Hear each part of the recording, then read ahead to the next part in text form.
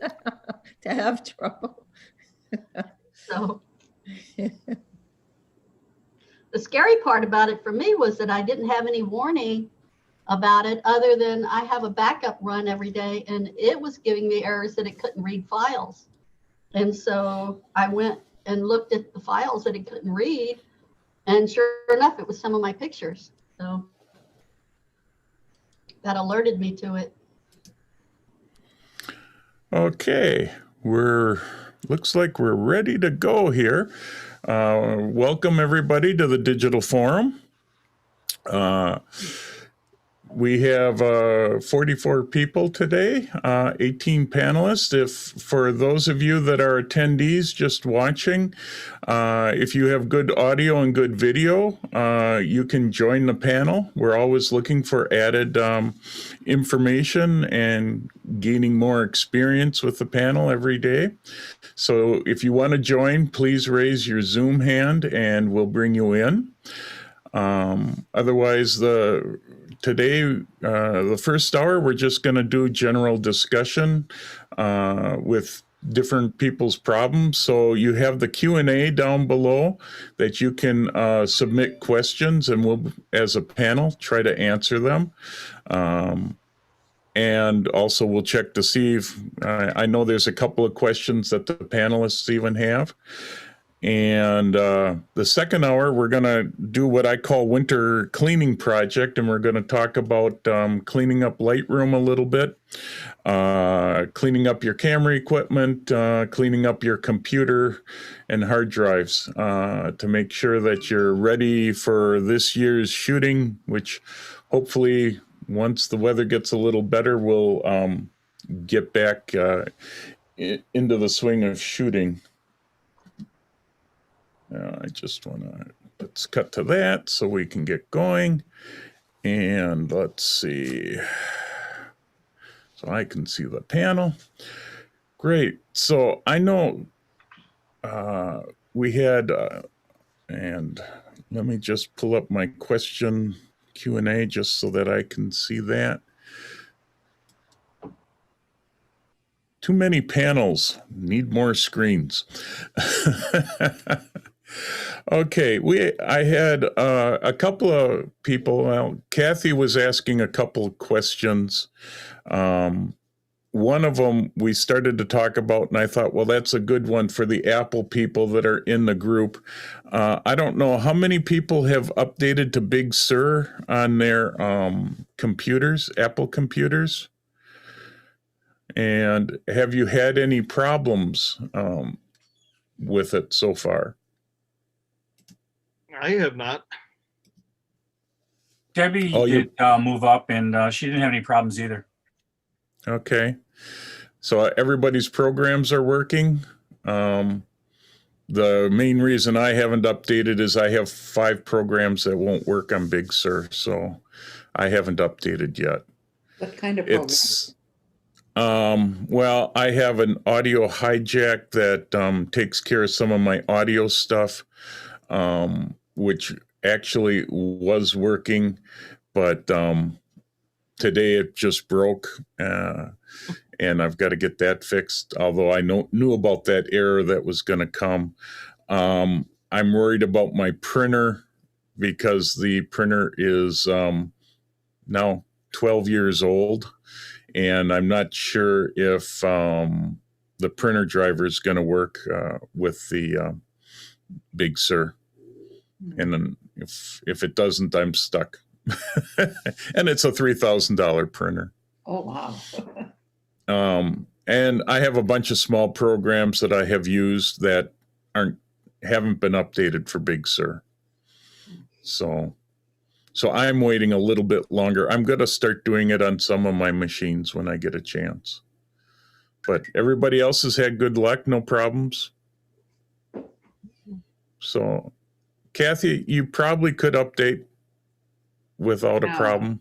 Okay, I'll try it. It's been around long enough that I think they've gotten most of the bugs out. I don't upgrade to a new operating system till at least 2 or 3 versions in to make sure that it's working right. Because usually they have a lot of bugs in the beginning. Big Sur was actually pretty decent, though. It didn't have too many hiccups. They're only on the second upgrade for it, so. Yeah. Yeah. You might I've lose a upgraded little. my laptop, my MacBook Pro, and it's running fine on there. My Mac Mini is still back at High Sierra, and that's how old my Mac Mini is. So, but I haven't had any issues working between either one. Okay. Yeah, it's- Office. What was that? You might lose Microsoft Office when you upgrade. Oh yes, that you do. Yeah, but it should come back. You should be able to update it to the, well, it depends. If you're paying the subscription fee, that Office should work. Yeah. It does. Subscription works. But yeah, if you have the old versions of Office, you're going to lose that. Yeah, but the subscription definitely worked flawless. Yeah. Didn't notice a Okay. difference. Okay. Kathy, I sent me an email about a power strip problem. Yeah, what happened, I have my computer going, my new computer going, and I've been just putting it to sleep at night rather than turning it off. And yesterday I thought, well, maybe I should turn it off just to make sure everything is working all right. So then when I came back home later in the afternoon, I turned it on and the Apple icon showed up and the white stream at the bottom started to come on, and all of a sudden, poof, and it was gone. It was black screen. So I tried a bunch of different things, and finally I called Apple support since I have that, I'm paying for the Apple support. And she said, try a different outlet. So I tried it and it worked. She says, okay, go back to the original outlet and try it, and it did not work. So now it's plugged into the alternate outlet. And everything, I have one of those strips with a lot of different plugs in it. Right. And everything else seems to be working.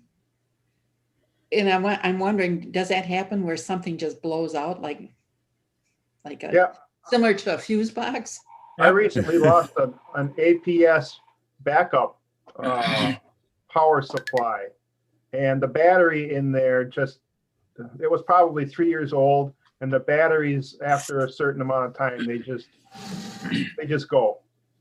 Oh, And well, once I replaced that, I haven't had any issues.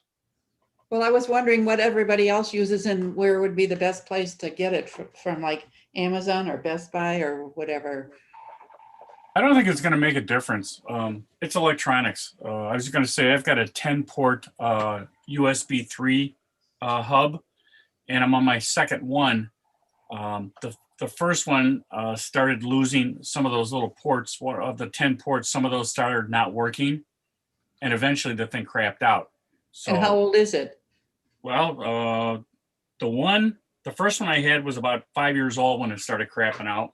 I replaced it, and within 2 months, the second one started having problems. So it was under warranty. So I sent it back, and I've had this one, so I haven't had any problems with it. But my point is that anytime you've got anything with multiple ports, it's not uncommon for one of those to go bad, whether it's a zip strip or even wall outlets go bad. Or even a what? Wall outlets. Oh, wall outlet. Yeah. Yeah, you can have one go bad.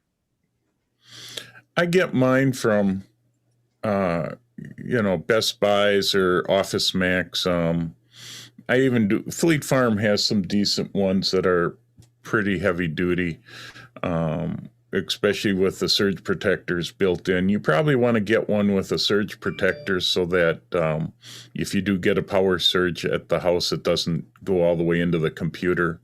And that could be, if that's what you had, that might be that the surge protector partially blew out. Oh, But He's doing his job. yeah, it's protecting the computer. I always keep everything. Well, I keep all my stuff, and it sounds like a few of us here have it, are those battery backup systems. You can get that as well, which helps against power surges and helps if you get a power outage because it's got a battery built in, and then it will keep powering the computer so you can power down. Those are sort of nice in that it helps especially if you've got like I do out here, we get power surges all the time, and my battery backup actually regulates that and keeps me from getting too much of a power surge. So I use that. The hard part is they're about $100 to $200 depending Oh, on how wow. big a one you want. And heavy to move around. Yeah, they're heavy, but they'll have 10 outlets on the back. 5 of them are powered, 5 of them aren't. So that's one good way. But otherwise, I was just looking at the power strips I have here, and I've got some real cheap ones. I've got some expensive ones with power surges on them. The last batch that I'm working with came from Fleet Farm. Oh, okay. So I never thought of that place. yeah, well, I figure if it's good enough for some power tools and other stuff, it might probably be good enough for computer equipment. But otherwise, Office Max and Best Buy are going to have some good ones too. They all have them at good prices.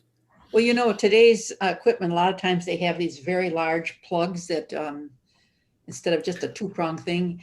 Right. And there's not enough space on the one I have for all those things to fit in there. So I'll The have one to, I've got, I have a trip light, and it has 3 that are every other space. So like for a power brick or something like that.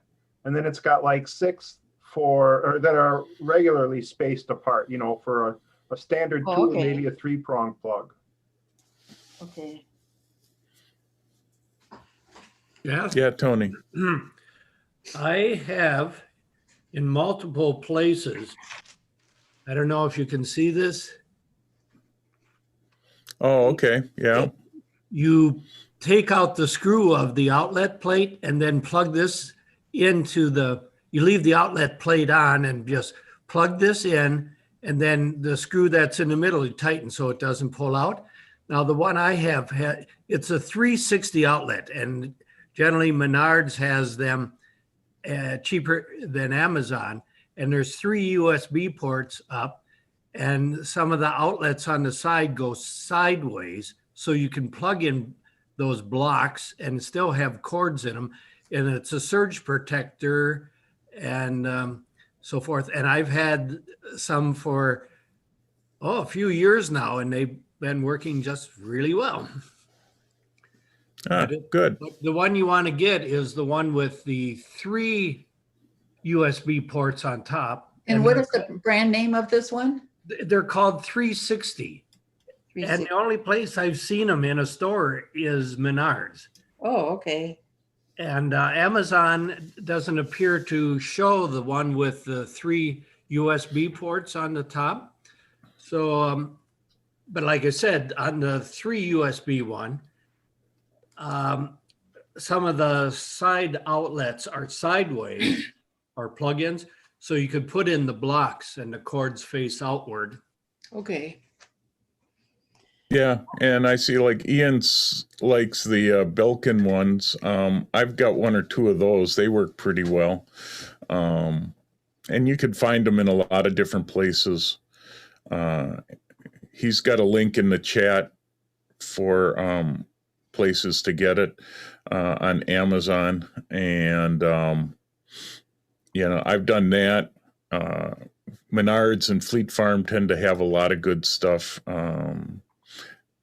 Mainly to help protect your TVs and all that, and the computers are just as sensitive. So Menards has all kinds of setups for your iPorts and power supplies and everything like that. If you want an extension cord, you can get all the inputs on it too.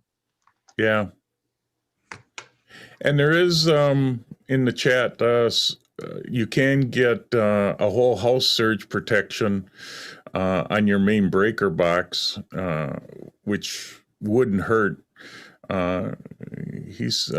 Sheldon Shaw said it cost him $250 and it covers the whole house. That especially if you're having power surges, that's probably what I should do to my studio here, because we have a power pole that just loves to get hit by lightning all the time. So Take the golf club off the top of it. Yeah, I know. Well, I got mad at the pole and threw it up there, and so that's been a problem. But we also blow the breaker on half the time on the pole, which is really crazy. But Just remember, if you do the whole house thing in general, those require an electrician to come in and wire Yep. them in your box. right. But the power strips work pretty well. I hate to say that I use way too many of them, where instead it'd be smarter to have the electrician just add more outlets in the house, in my room. But or sometimes I've done some of them myself. But yeah, you got to be careful doing it yourself. You got to know what you're doing. Anybody else have some questions? Anybody?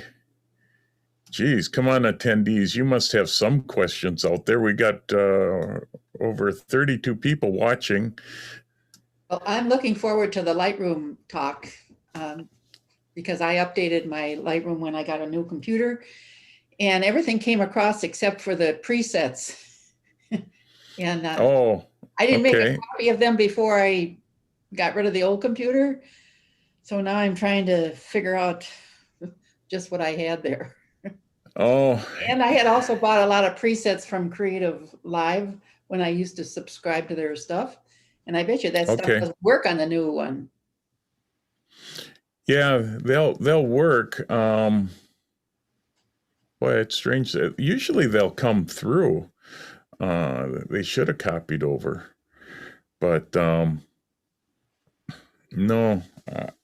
Otherwise, all you're going to have to do is start them from scratch or try to go back to the places that you got them from and see if you can re-download them. Well, actually, I didn't use them that much, so I don't really care. Yeah. I actually clean mine out pretty often because I don't use as many anymore. But yeah, so that is something that you can, you could back up. There is a way in Lightroom. Let me show. We can talk about that because I didn't have that in my original little talk here. But oops. Let's see. Let me share my screen here.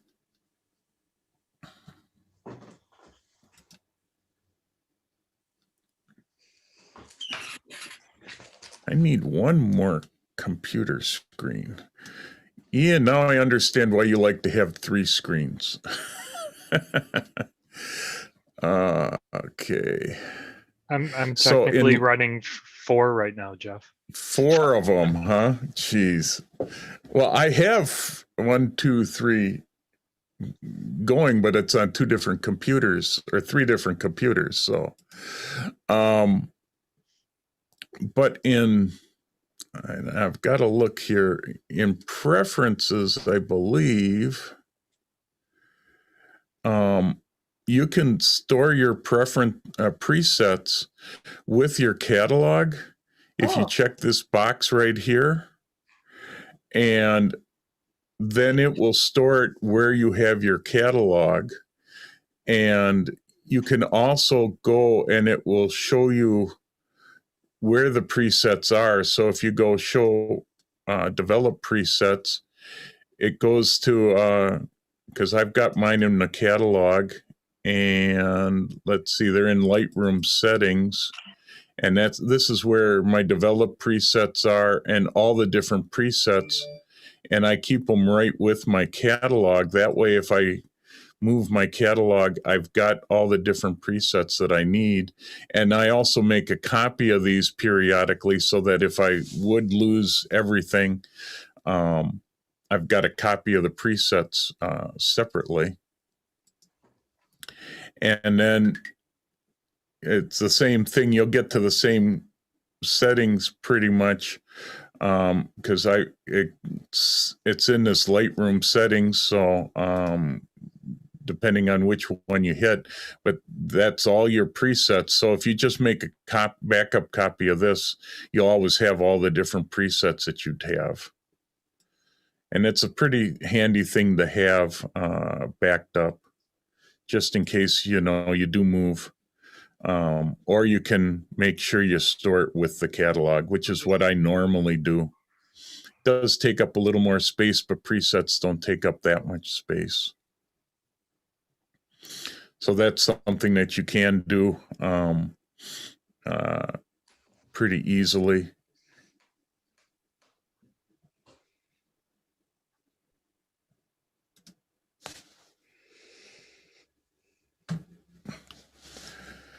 Jeff, I'd like to share something if I may.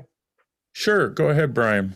I started working on a project recently where I needed to scan some photos. I've been scanning for years. I've got a flatbed, and then I've got an Epson flatbed. It's a bit old with a feeder. So I went shopping, and for people that want to scan, they might be interested in this. So I found Epson has a fast photo FF680W. It can scan up to 8-inch document photos. It does photos. It does printed documents, and it's a duplex scanner, and so it scans both sides, which is really cool because on some of my photos I'll have annotations on the back as to where this was taken and when it was taken, and it's a pricey thing. It'll feed up to, it's got a feeder, and I forget it, you can load maybe 30 photos at a time, various sizes. You can go up to 8x10, 4x6s, any size. And the software is really good with it.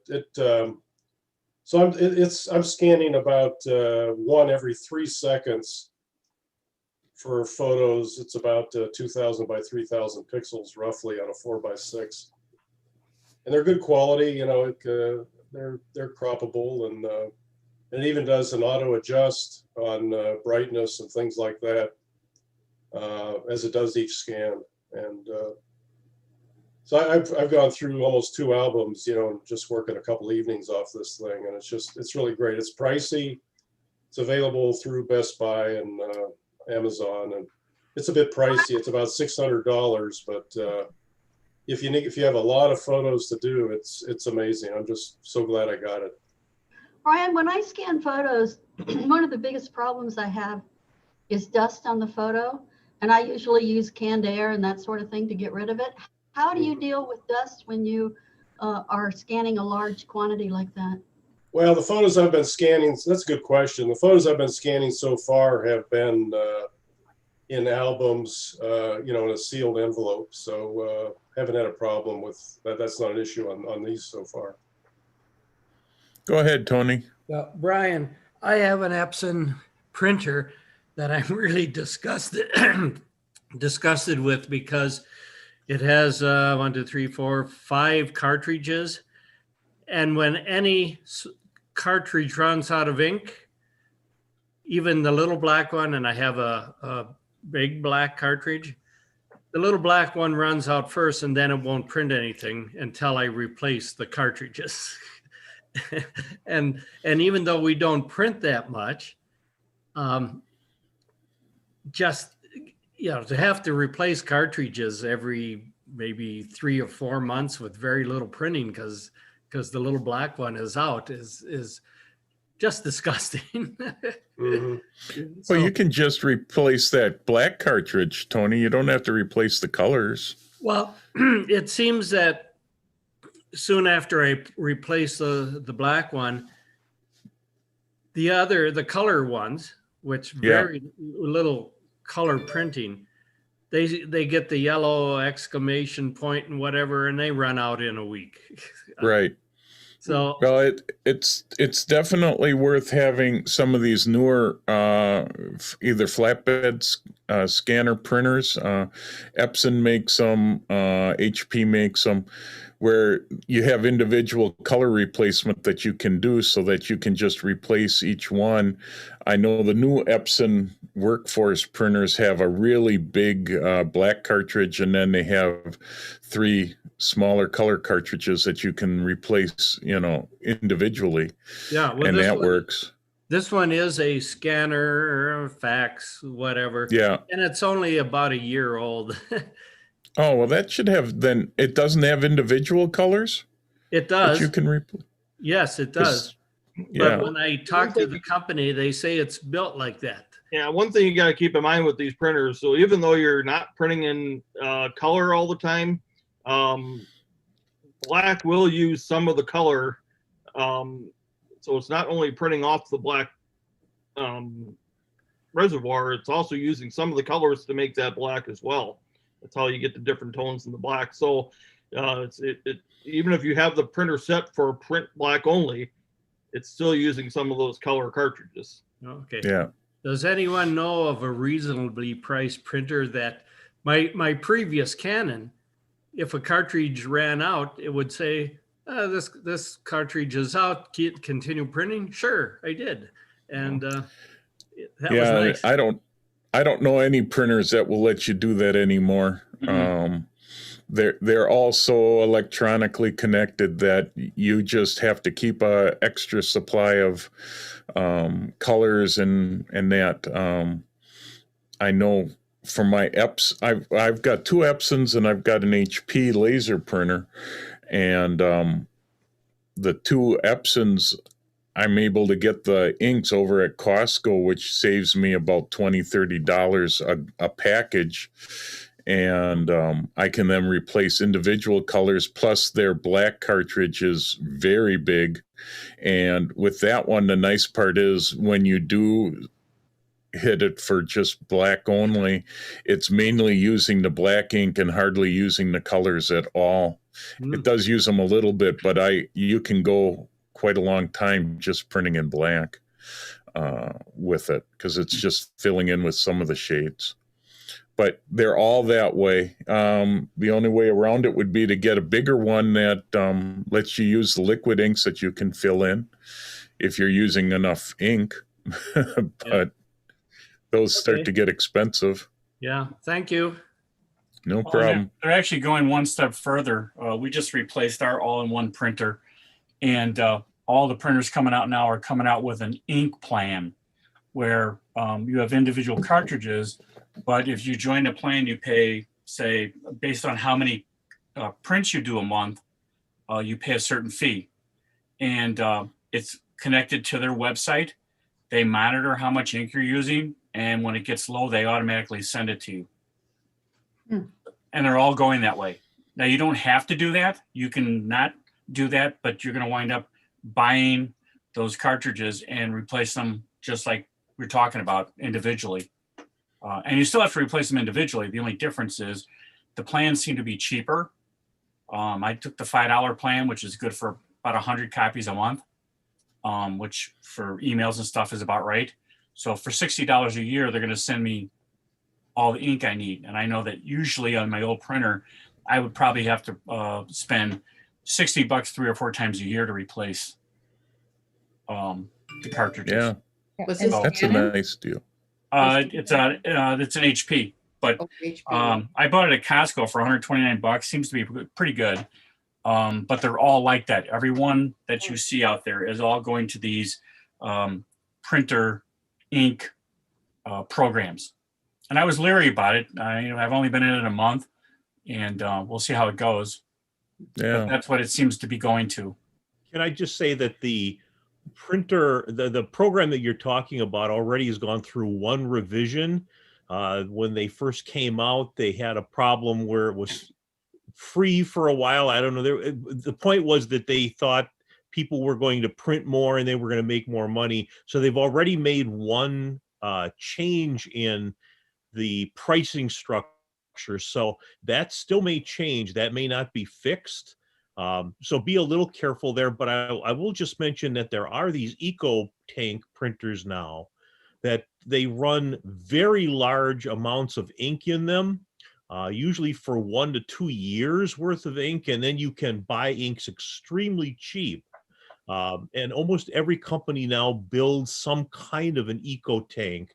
I can't tell you if it's photo quality where, I mean, if you're buying a $3,000 printer for just photos, I'm not sure this would match that. obviously, because it's not the same. But for most people's printing, these eco tanks may be another way around it. You pay a little more for the printer up front, but the replacement cost of the inks is extremely low.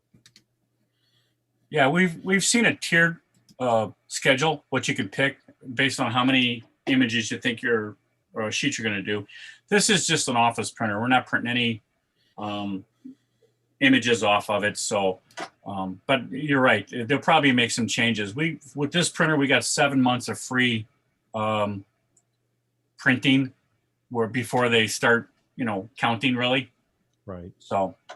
I was listening to a consumer show, and they had just mentioned that people were upset because when they first got in the plan, the rules were one thing, and the company has already changed those rules once. So I don't know quite how that's going to work in the future. We'll have to see what the companies do with that. Well, this particular one had no contract. You can bail out anytime you want. So as long as you can bail out, I think you're okay. Right. Yeah. The other thing Go ahead, Audrey. They keep track of how many pages you print. Yes. And if you have the cheaper policy, or whatever you would call it, plan, and you go over, you get another 10 pages for $1. Right. And so, some of us who print occasionally a lot are at a medium level or a low level for me. And then we just let them charge us $1 a month for the extra pages that we print. Now, it's not like, they don't count how much ink you use, they count how many pages. So what happens with, wait, now where was I going? They send you the ink based on your usage, so that you're getting ink whenever you need it, in advance of whenever you need it. Right. They send it to you up front. And I've been in it for, I'm sure, at least a year, maybe more. In fact, 2 years, because I did 2 Christmas letters. So I would recommend it. As far as the price is changing, not much. Maybe I don't have a free membership anymore, but I was going on the free one until very recently, if they changed it, maybe about a couple months ago. Do you get to bank your unused stuff per month? A portion of it. Yes. Yeah, because the one I'm in, if I don't use my 100 sheets, I got 40 left over. It rolls over into the next month. So if I use 120, I'm still good. Exactly. Yeah. But it only rolls back 1 month. 1 month? Yes. You can't back up 3 months. You gotta use it within a month or two. I'll have to look at that. I didn't see that part of it. That was a big thing, that you could roll your stuff, but I didn't see anything about how many months you could roll. Bill, I've been with HP for a couple of years, and it works pretty good. Yeah. And they're tied in with your Wi-Fi and everything. They look at your supplies, and they can tell how much ink you have in your machine. Yeah. They send it out in plenty of time, usually. Kind of scary. Yeah. Well, they're all monitoring us one way or another. So, but that's interesting. I haven't tried any of those plans. My office printer, I just buy the laser refills whenever I need them. But They used to pay off. I used to print a lot, but not so much more. So I've gone down way to the basics, and it still thinks that it's taken a while to get another refill, but I still think, it saved me a lot of money. yeah. Over the years. Plus trips to the store to get ink in the middle of the, oh no, Yeah. yeah, no, that's pretty good. Okay, I got a couple of questions here. We have Ken Bowman asked, I have a Topaz Sharpen AI and denoise. Why? AI, I guess I need more coffee. If you open a picture within the program, it is non-destructive. If you click on a photo and do open with, the programs only offer the option to accept after edits, and the original photo is replaced. It is then not destructive. So I guess you only open a photo from within the program to make it non-destructive. Now, I got to admit, I don't use sharpen or denoise. Does anybody use that? I got it just recently and been playing with it. I have the old one, the sharpen and the denoise, but I don't have the AI. I have Yeah. them. I And I have. use them within Photoshop. I do know that if you hand them off out of Lightroom and then bring them back, you get a copy of the new Right. enhanced version. So you don't lose your original raw, but you would gain another picture that would be coming from the program. Right.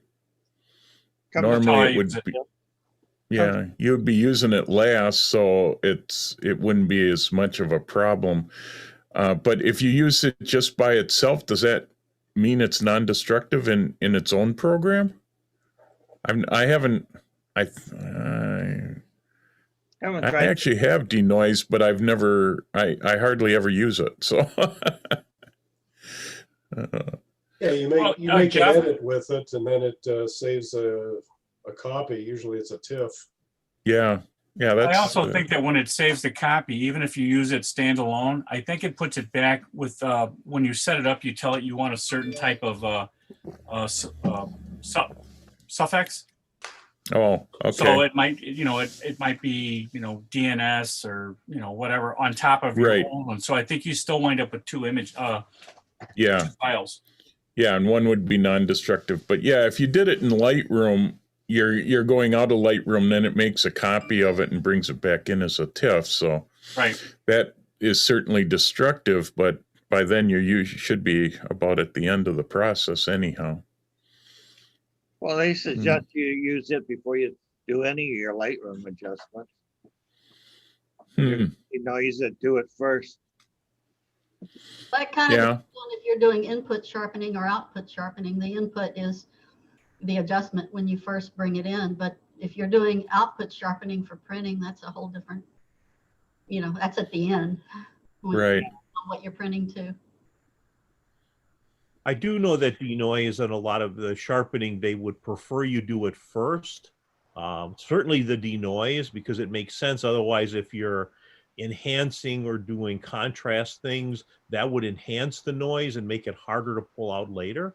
Yeah. But you put it back into Lightroom, my guess would be that Lightroom, even though it's using it as a TIFF now, is doing everything non-destructively over the top of that until you output it anyway. Right. So it wouldn't matter. Yeah. I got to admit, I've got it. I picked it up, but I only use it at the very end if I end up having a ton of noise in my photo by the time I'm done doing a bunch of things. So, okay. And then I got a question from Rich Hawthorne. May I keep my presets for Lightroom and Photoshop on an external solid state drive to save hard drive space? And yeah, you can keep that. You can keep actually your whole catalog and everything on an external solid state drive. And things will run just about as fast as if it was on the original computer. So I don't know if anybody else has tried it. You could certainly, it needs to be stored. If you check that box I showed, it's going to be stored with your catalog. So you need to keep it with the catalog. Otherwise, it doesn't know where to look for it. But I've moved everything. If I have enough space on a solid state drive, I keep it on a solid state drive. Anybody else have any comments on that? Even if you don't use solid state, it's good to keep all your pictures on an external drive, isn't it? Yeah, I always recommend keeping all the photos on an external drive. But I wouldn't keep the catalog on an external hard drive unless it's solid state, because of the speed of the spinning drives will make Lightroom work a little slower. Jeffrey, I have a solid state drive, but I keep all my images on another non-solid state drive inside my computer, and I keep my catalog there. But you just made me think maybe I should move my catalog over to the solid state drive, but isn't most of the time spent when you're working in Lightroom, when you're actually doing in the development module, it has to go out to the hard drive to get information whenever Yeah, you it's, do anything? well, it brings the information in from the drive into Lightroom when you're working on the image, and then it's saving the instructions to wherever you have either the catalog, or depending on how you have the images set, so that it keeps it with each image. So that's where you get the speed slowdown. Most of the time it's just working with the catalog. So it depends where you keep the catalog. If you keep it on a spinning external hard drive, it works fine. I do that. I have done that pretty often. But it's going to slow things down a little bit. If you keep it on your computer, or I found on a separate solid state hard drive, those work so much quicker. It can speed up the process a little bit, depending on the speed of the solid state hard drive as well. Yeah, I think I'm going to move mine over and experiment with that.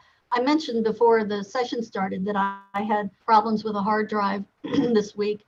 And one of the biggest difficulties in finding the corrupted files in Lightroom was to look at a large number of files. I did the find missing files, I think is the thing in Lightroom. Yeah. And went out and found all the files. When I did a check disk, it's in Windows, I did a check disk /fix. It fixed all the corrupted files, but it left some of my images with 0 bytes.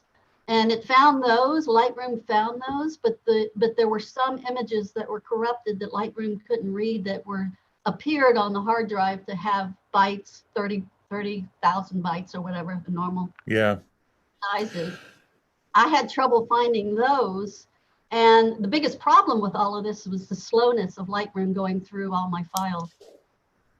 So I think I'm gonna that can be both the hard drive, and if you're starting to get a lot of corrupted files off of a hard drive, I would probably start looking at getting a new hard drive to replace it, because that could certainly be a hard drive going bad, or sectors of it going bad. And if you can find and open those files in Photoshop, sometimes you can help fix them if you can get it opened at all, and then resave it as a new file. Yeah, I got all of my corrupted files except for one from my backup. Once I realized it was a problem, luckily I had a couple of weeks worth of backup that I could go back and get the old files from. But luckily only one file that I ended up deleting because it was corrupted, but it was one that was an HDR that I created myself, so it wasn't that big a deal. Okay. Yeah, go ahead. That would be my comment, as if you store your images on an external drive, make sure that it is included in your backups, so that if your local hard drive goes down, you don't lose your images because they're on the second drive, but that's a secondary chance to back them up, to import them again, is from the backup. So I know in my case, I've got 2 internal drives and an external drive, and all 3 drives are in my backup routine. Yeah, my external drive, I have a 12 terabyte drive that is, I just use it for backups for my other drives. And then I too have 2 internal drives, and one is a solid state. So, and it's pretty empty because it just has mostly my programs on it. And I realized when Jeff was talking that I could move my catalog over to that drive to speed things up. Yeah, it will. Jerry, Go where do ahead, you Jim. back the backup drive to? Pardon? Jerry, where do you back the backup drive to? I use Time Machine, and I have a 4 terabyte Time Machine. Okay, so you do it to the web. Okay. Well, no, it's a physical drive. Yeah, Time Machine is a Mac backup system. Backup system, yeah. Well, it's a cloud, isn't it? No, it's a compressed backup onto a physical drive. so that you can go backwards in time and reopen up files that were on your computer. Something that's sort of only on Macs, not Windows. Right. And the advantage, I've been doing Time Machine for several years now, and I had my hard drive crash. And once I got the new hard drive in, I was able to just do a restore to the day that it crashed because it had made a backup earlier that morning. And I basically didn't lose anything but maybe an hour's worth of work, which, well, that's no big deal. You know, it's not like I lost several months worth of data or files or anything like that.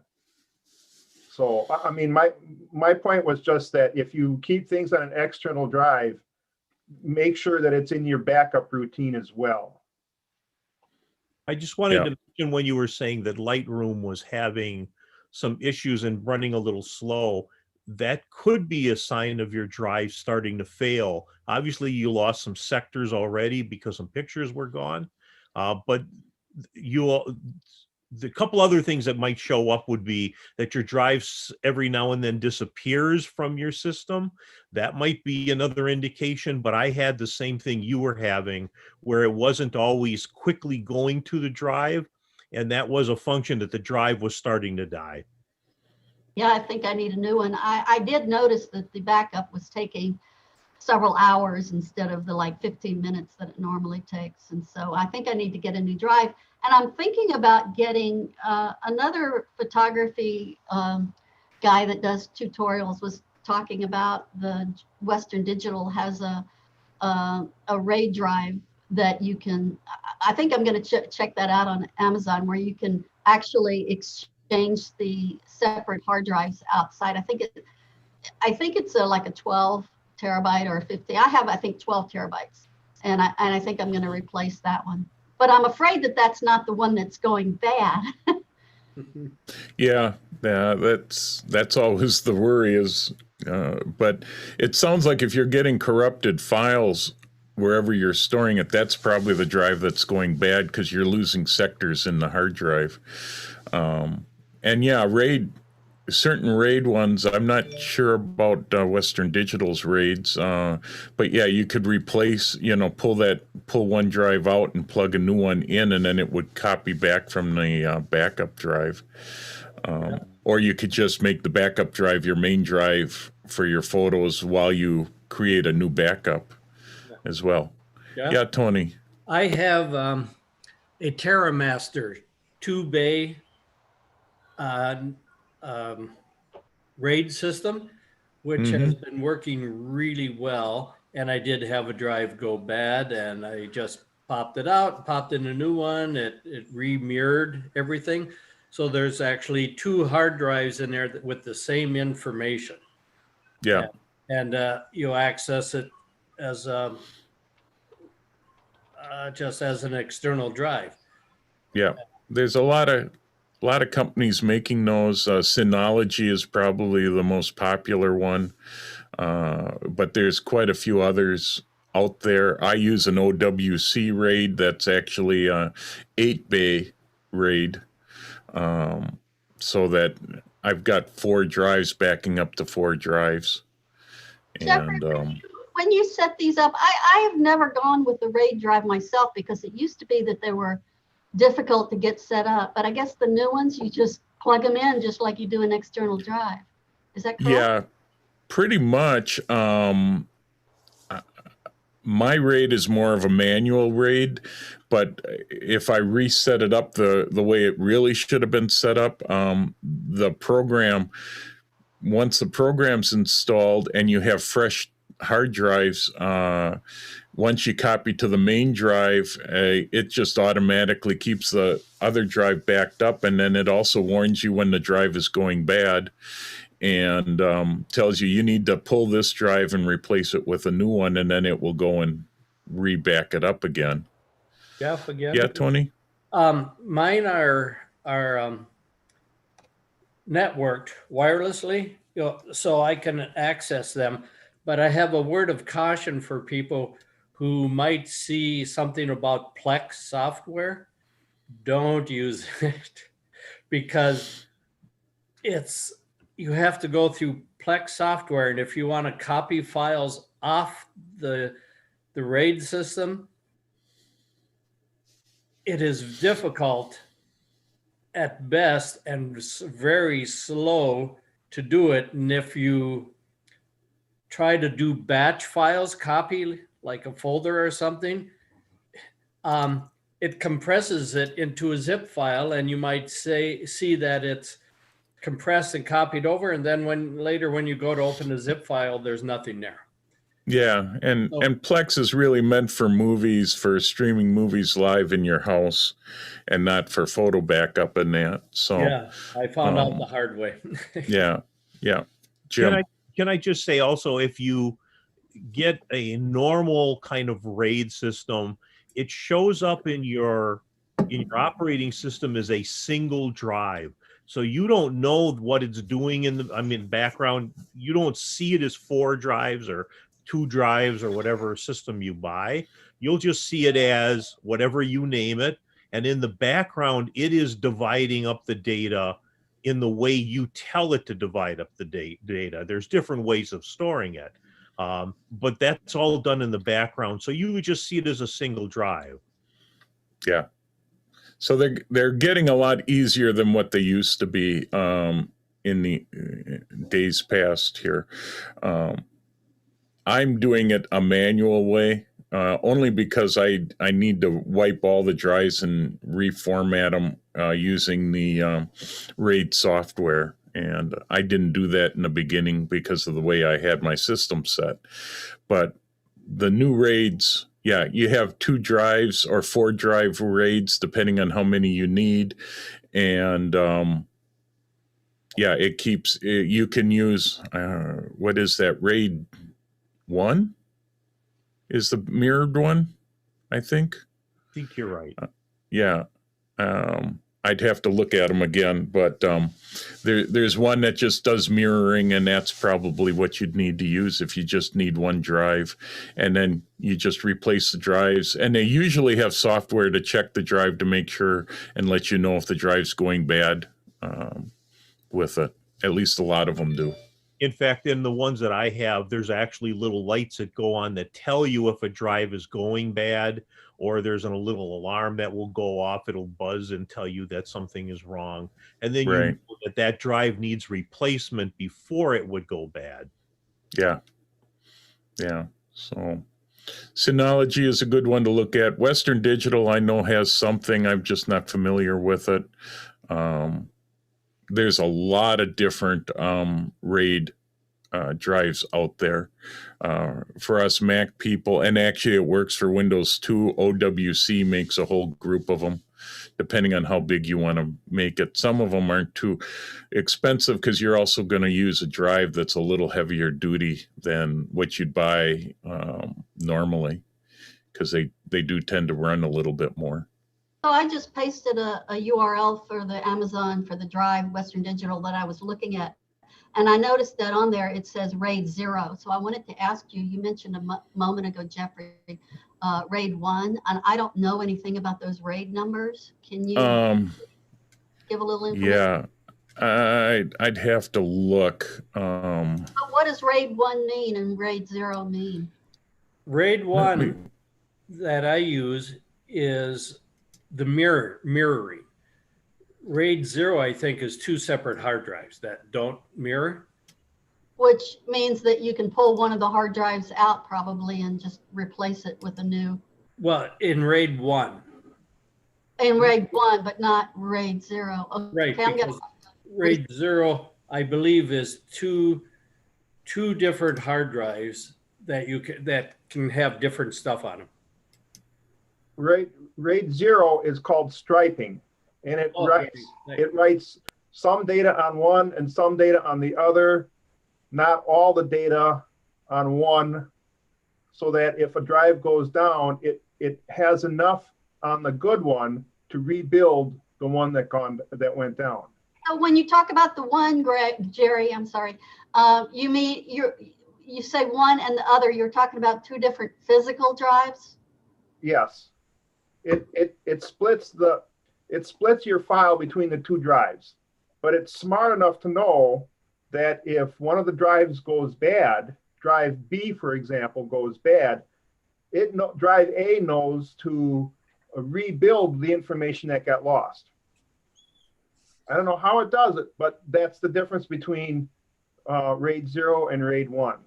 Yeah, So I can speak to RAIDs.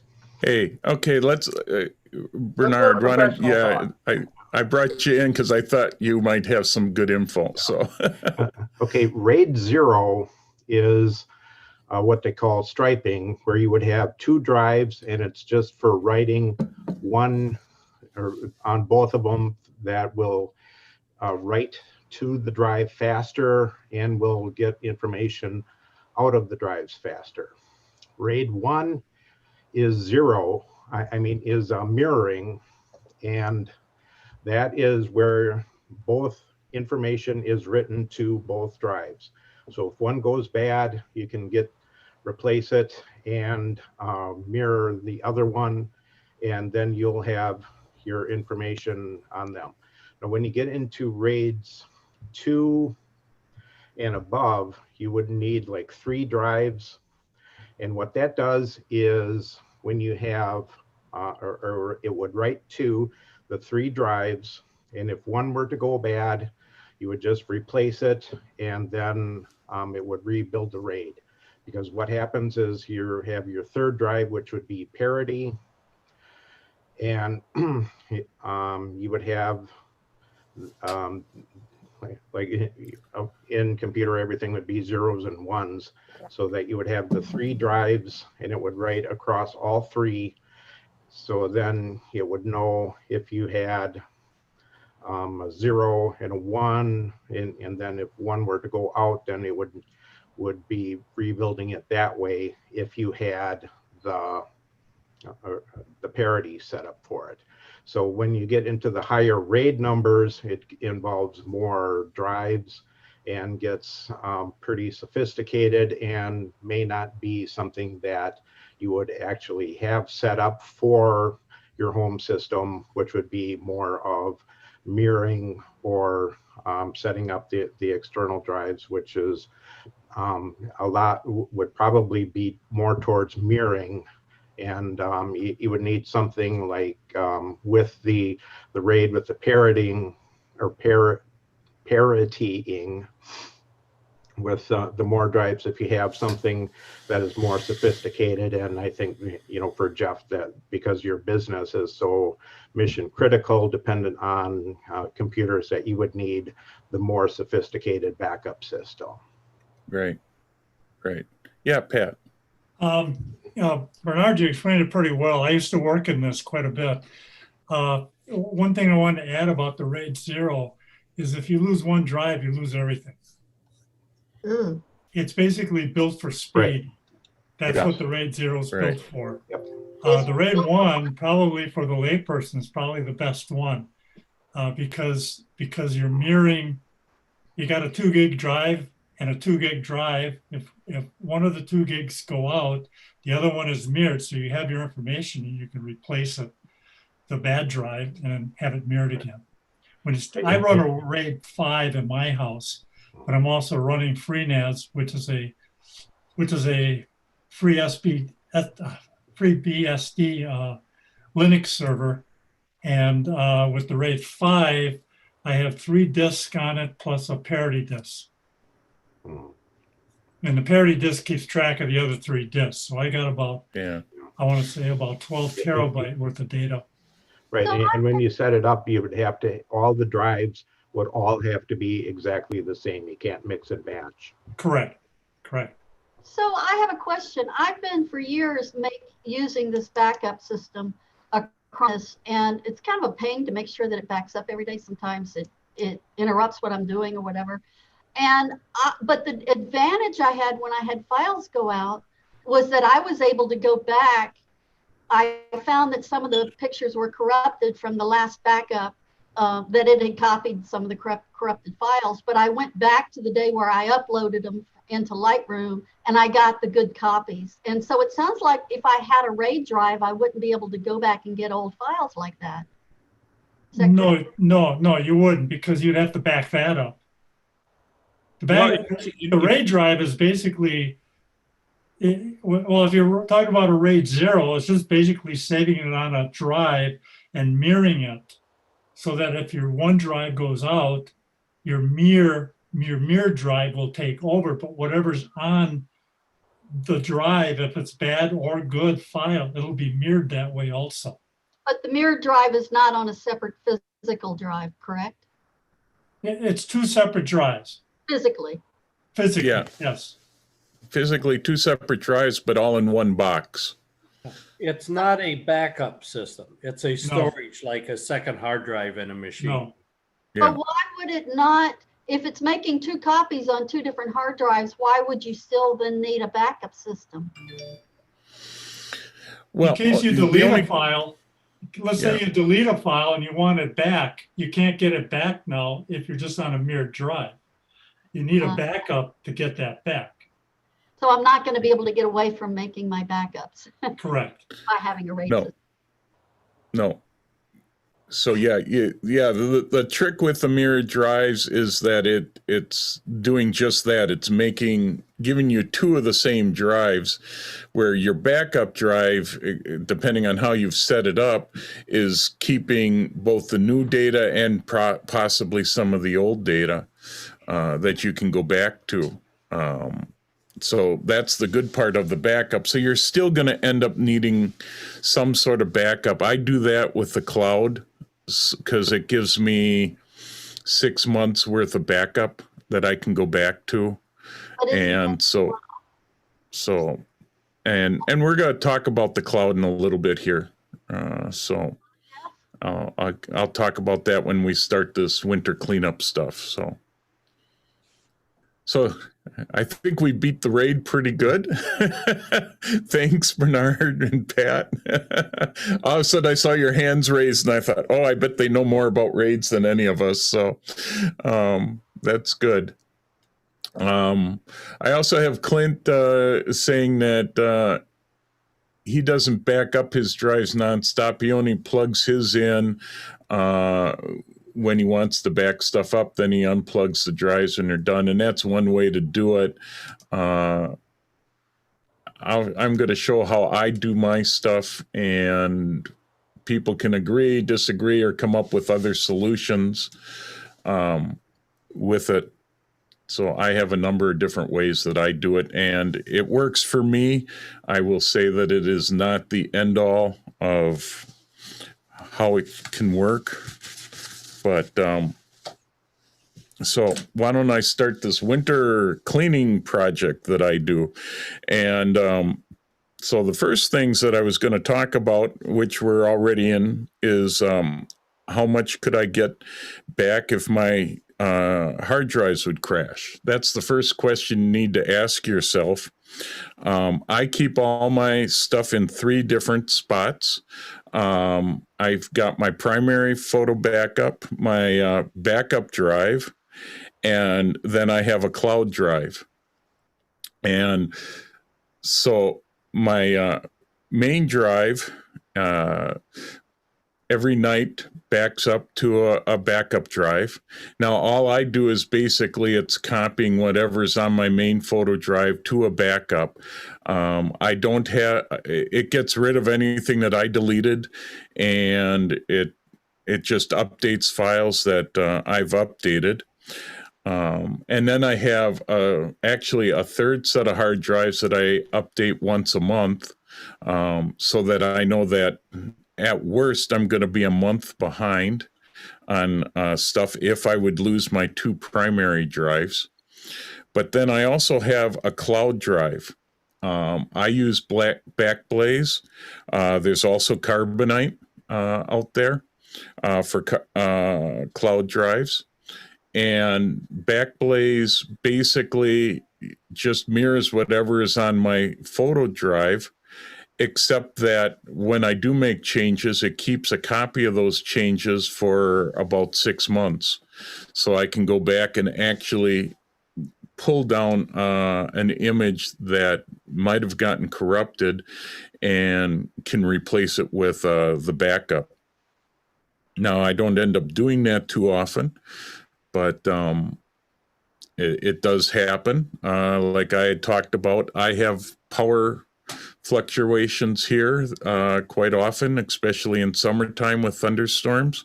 I have one power pole that loves to get hit by lightning.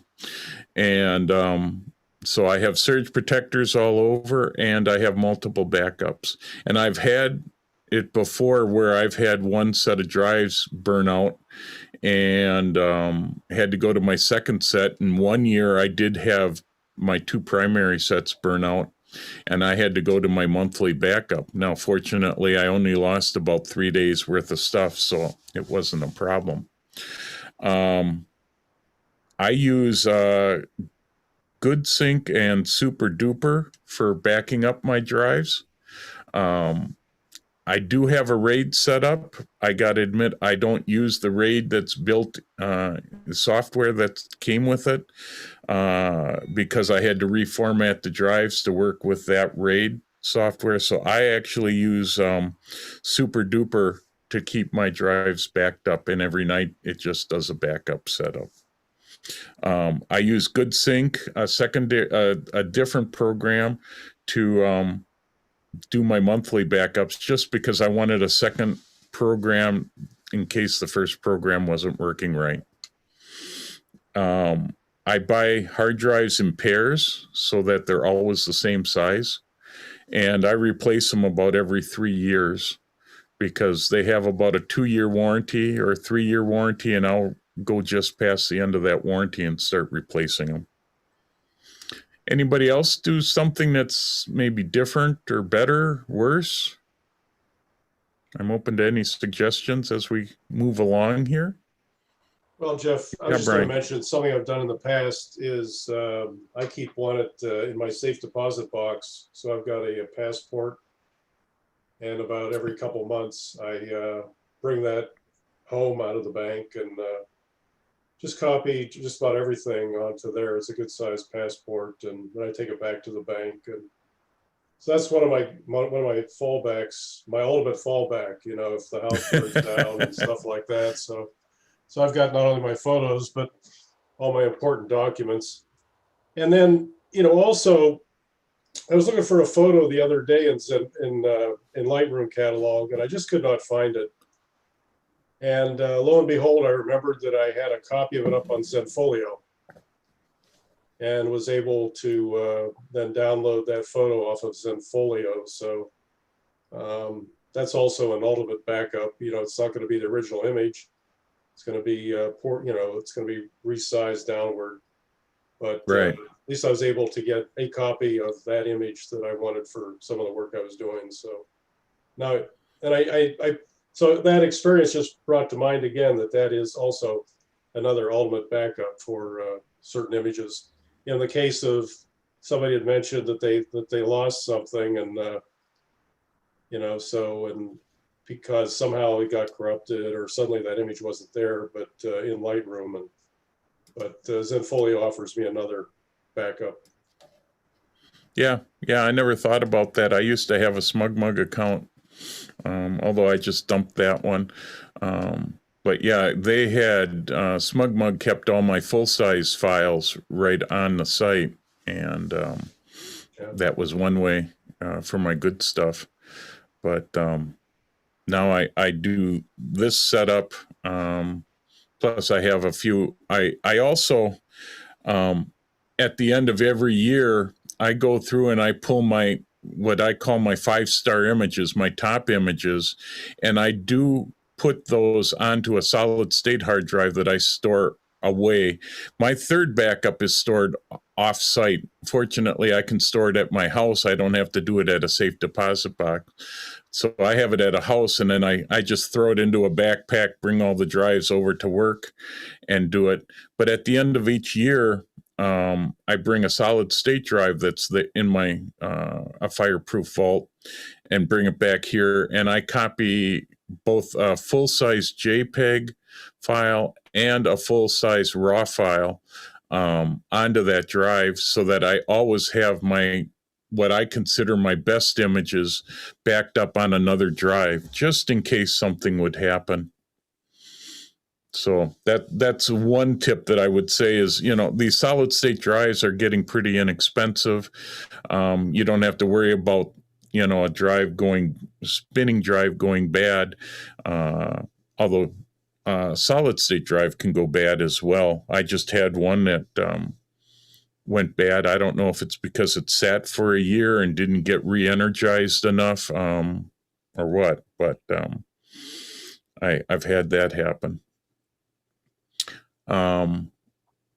Anybody else got something before I go on to Lightroom here?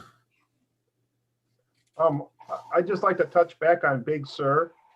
I have not used it yet, but my laptop, I got a 13-inch MacBook Pro running Big Sur, and in Time Machine in Big Sur, you can run 2 different time machines, and it will recognize whether you can set one up as a daily backup and one as a monthly or bi-monthly backup, and it will recognize when it gets plugged in which one it is and what type of backup to do.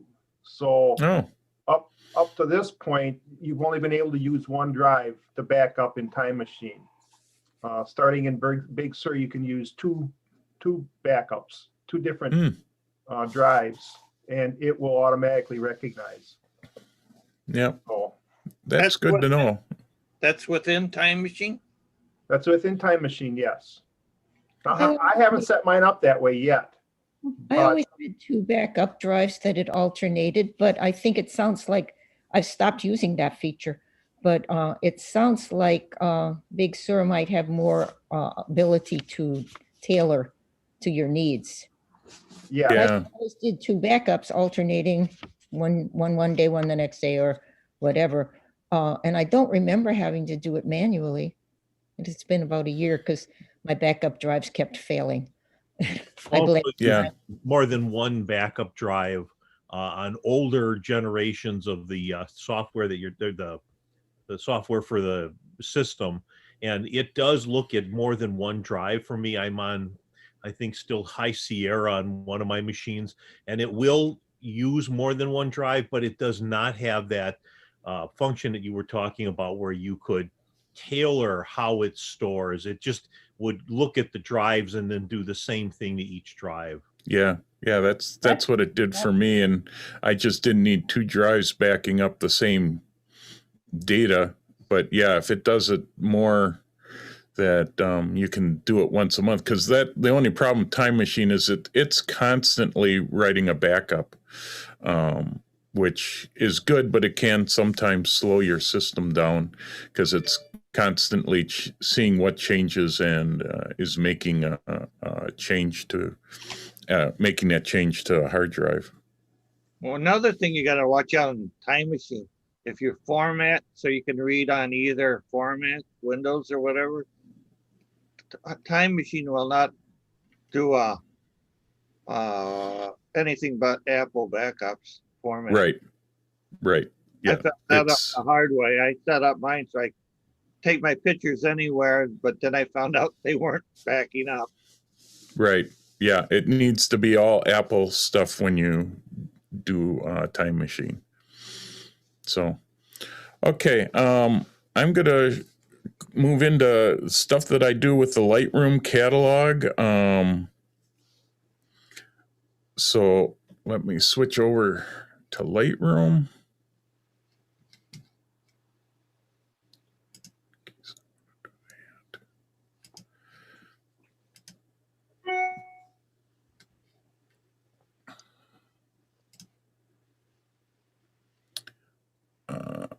Let's see.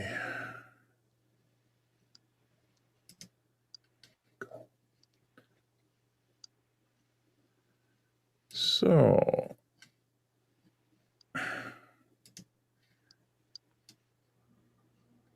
come on, I need to.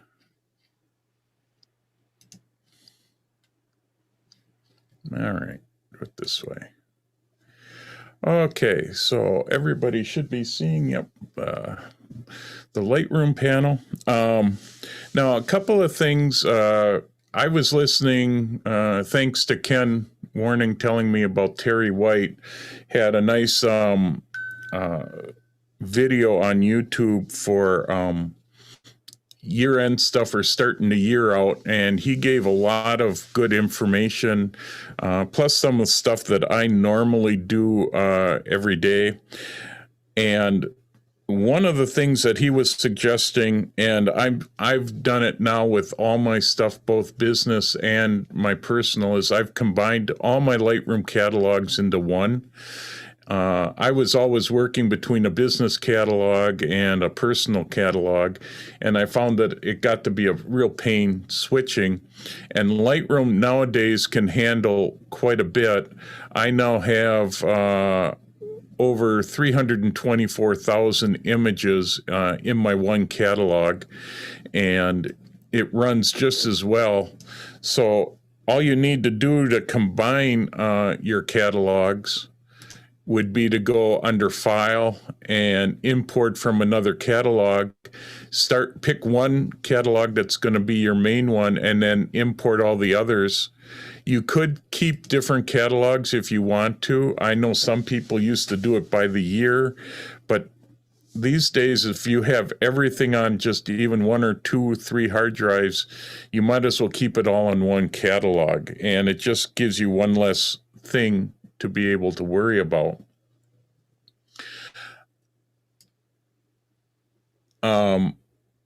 And you can see I have quite a bit. I'm going to collapse some of these down. I actually run 1, 2, 3, 4 different hard drives right now that are in this catalog.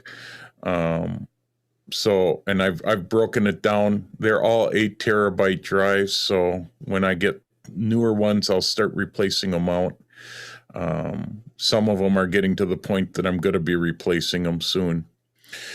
The other thing that I found, and I never thought about doing it this way, I use smart collections quite a bit. I don't know how many people know about smart collections, but what they are is you can tell them that you want, I keep like all my 5-star images for 2012 is right here.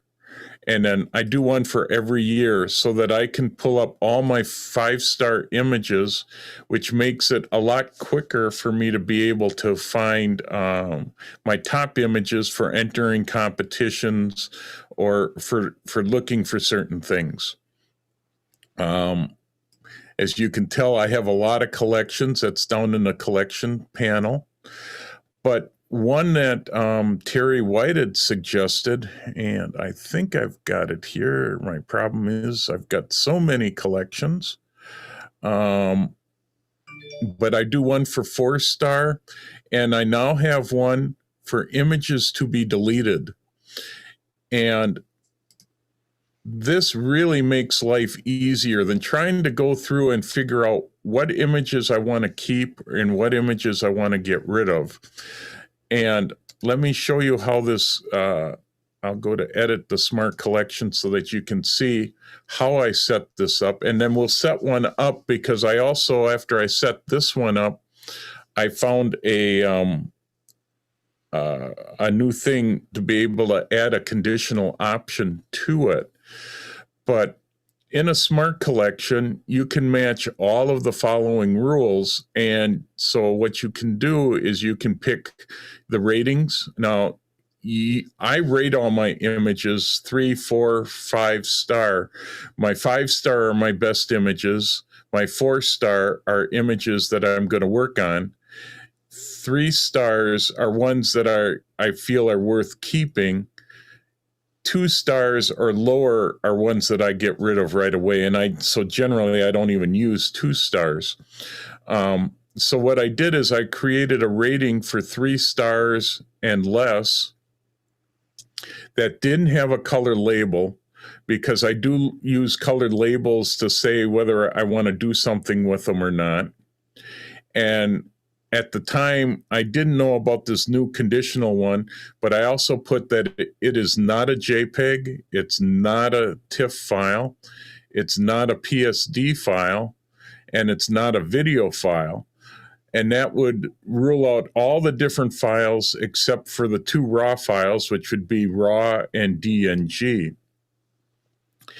And then I came up with one more where it has no adjustments. So it means I didn't do anything to this file. And when I created that and I hit save, it pulled up 83,390 files that fit all those conditions. So these files here are all ones that I probably could get rid of. They're poor files or ones that I just go, well, they were okay to keep, but I haven't used them. I might as well I will go through them all and decide whether I'm going to keep them or get rid of them. Now, since I saw Terry White's program, he actually had somebody speak up about, well, there's a conditional option that you can add to these smart collections. So let me create a smart collection from scratch, and we'll call it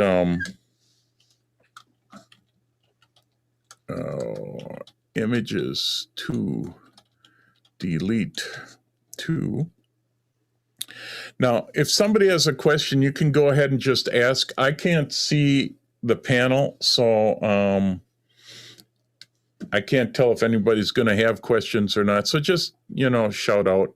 Okay, I have a very simple question.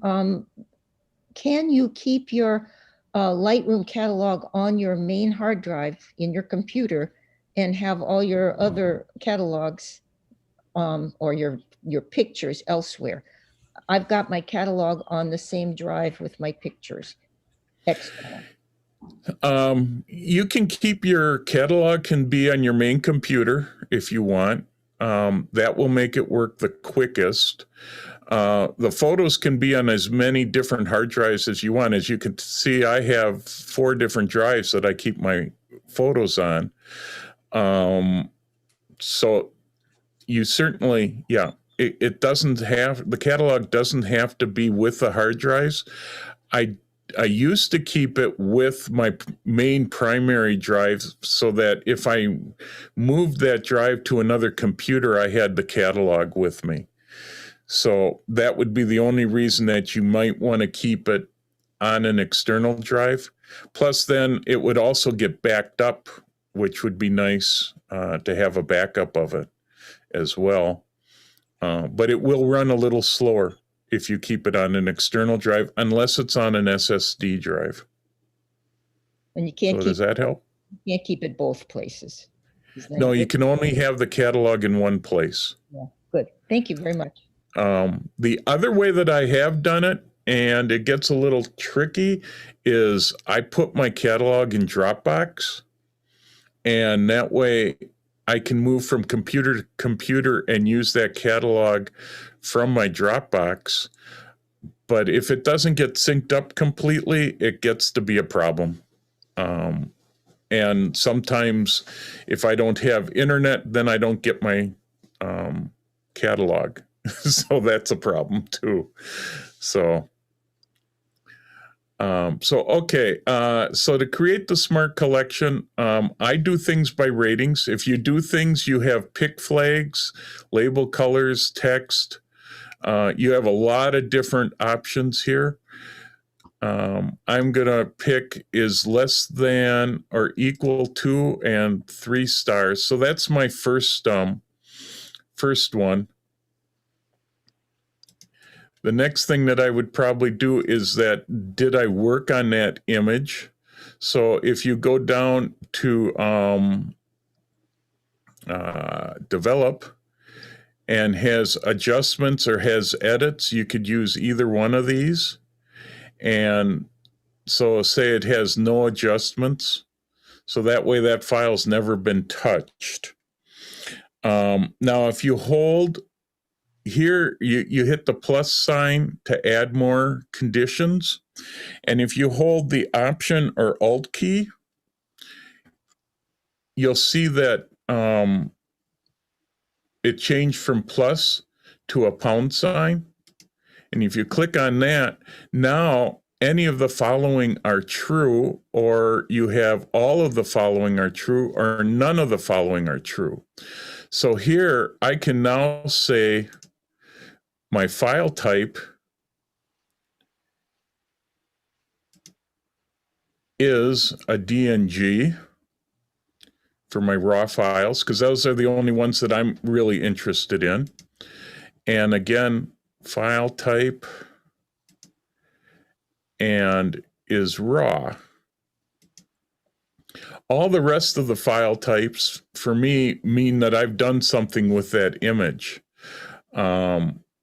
So if generally I do straight DNGs, I don't do any of these, so I don't have to worry about them. And any of these generally mean I've done something with them.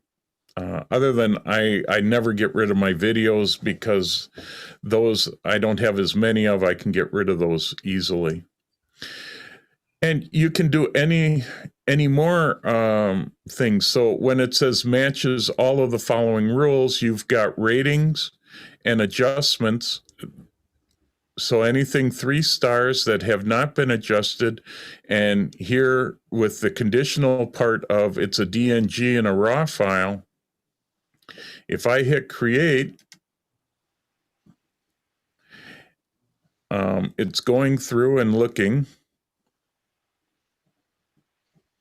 and it has found, this time with the new way that I set it up, 82,351 images that I can now start going through. And what I end up doing is I just use the X key, and I look at every image to make sure that I see whether I want to keep them or not. And if I want to get rid of them, I hit the X key. If I want to keep them, I just move on to the next one. And I can go through all these images, and that's going to be my winter project, and get rid of everything that I feel I don't need anymore. I mean, I look at some of these, and at the time it looked interesting, but I go, I don't think I need this one anymore, so I'll get rid of that one and that one. Some of these may look interesting enough that I might look at them again and promote them up to a higher level, because some of these are pretty old. I'm looking at, these are from 2004. So they're already 16 years old, and I haven't done anything with them in 16 years. So who knows if I'll do anything yet. But so I'll go through and get rid of quite a few of them. And that's one way to be able to, free up some hard drive space. Jeff, question on conditions. Sure. Can you use time as a condition? Yes, you can. Okay. And you could use time. That's how I pick, and that's how I also, you can do it in the beginning. And that's how I get my 5 stars for each year. Oh, okay, sure. I'll just go to edit it so you can see how it's set up. So for me, it's a rating of 5 stars. And then I use the capture date is in the range of the 1st of the year to the 31st. Sure. Okay. And that way you can pick any specific time period that you'd want.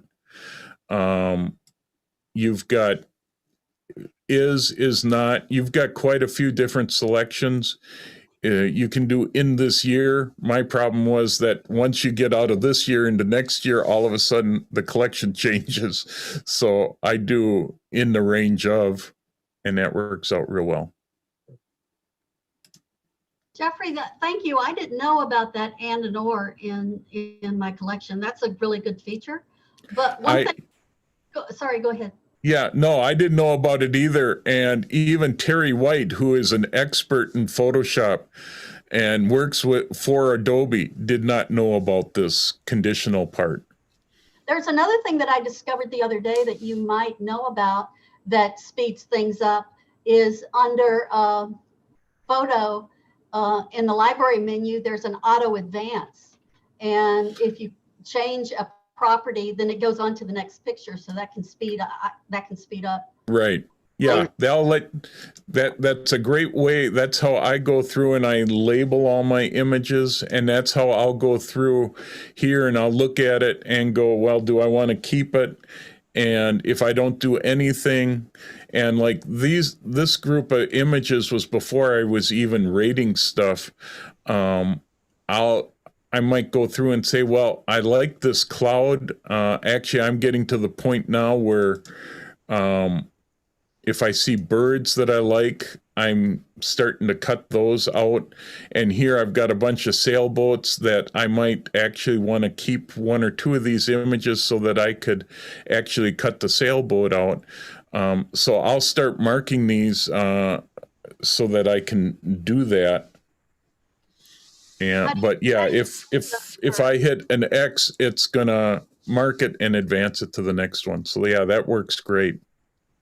So if you're using old images like that for composites, how do you label them? I will, when I do a composite, I actually have a collection. Let's see, can I find it in here? I have two different ways that I end up doing it. I'm starting to create, because of all the stuff that's added into Photoshop and Luminar AI, I'm starting to add separate images. Right now, I just have like clouds for replacement, and I'll just put it into a collection so that I've got all my different clouds in one spot.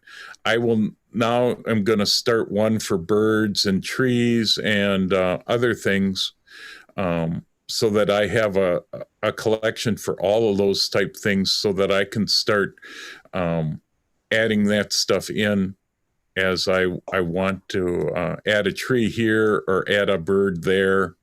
Do you use keywords? I use keywords for that, and then I can search on different keywords. Yeah, I could use keywords. I'm really bad that I don't end up using keywords that often. So I suggest it to a lot of people, but I never do it myself.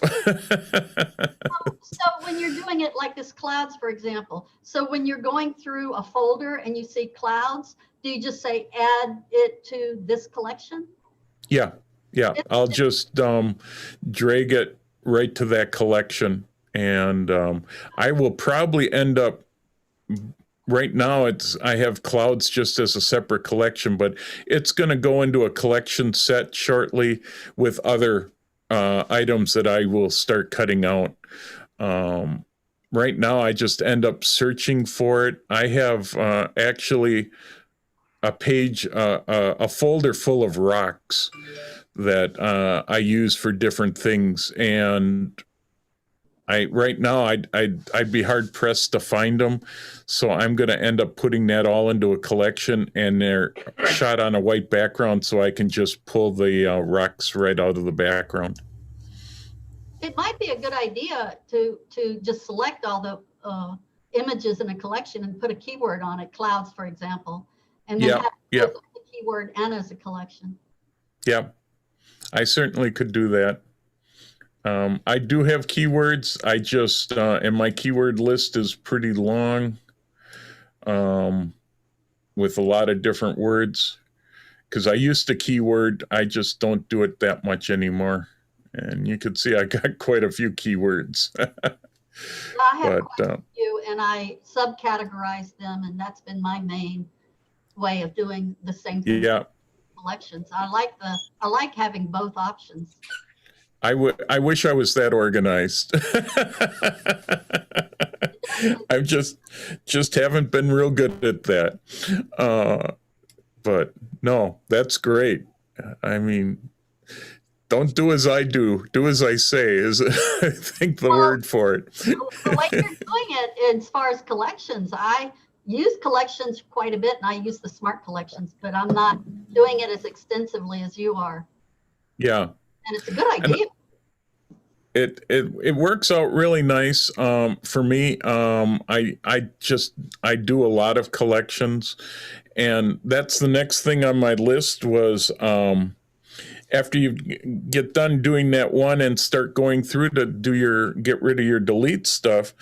I also go through my collections, and after a while, sometimes I get a lot of collections that I don't need anymore. And so I tend to start going through, and I will look at and say, all right, is there any of these that I can get rid of? Like my Arch brochure collection, which was just stuff that I used to do when I was photographing remodeling projects and that. I'm not doing an architectural brochure anymore, so I can just delete that collection easy enough. And I'll go through and start getting rid of all these collections that I maybe don't need anymore, just to clean it up a little bit. Because I get quite a few. As you can see, I make quite a few of them. And I will go through and clean that up. Keyword and here, delete it though. yeah. Oh, and I do here's my rock collection. So I photographed rocks because I was putting them into different things. And now with Photoshop being able to cut them out so easily, I'm going to use them for different things. I actually use them to do asteroids and planet things and that. So yeah, I've got a lot of different collections. So you can clean those up, get rid of ones you're not going to use. One of the other things that's good to do this time of year that a lot of people forget to do is to update their copyright information. So I go through and I need to edit my metadata presets for copyright. And I think that's this one here. And you could see actually for this one, you could see how far behind I am on it. I haven't updated this particular preset since 2016. So it never hurts to make sure things are updated. I always have right usage term of all rights reserved, no rights granted unless in writing. That covers you in just about every country and state around. I'm also using a new website instead of my old one. Make sure everything is correct so that people can get a hold of you.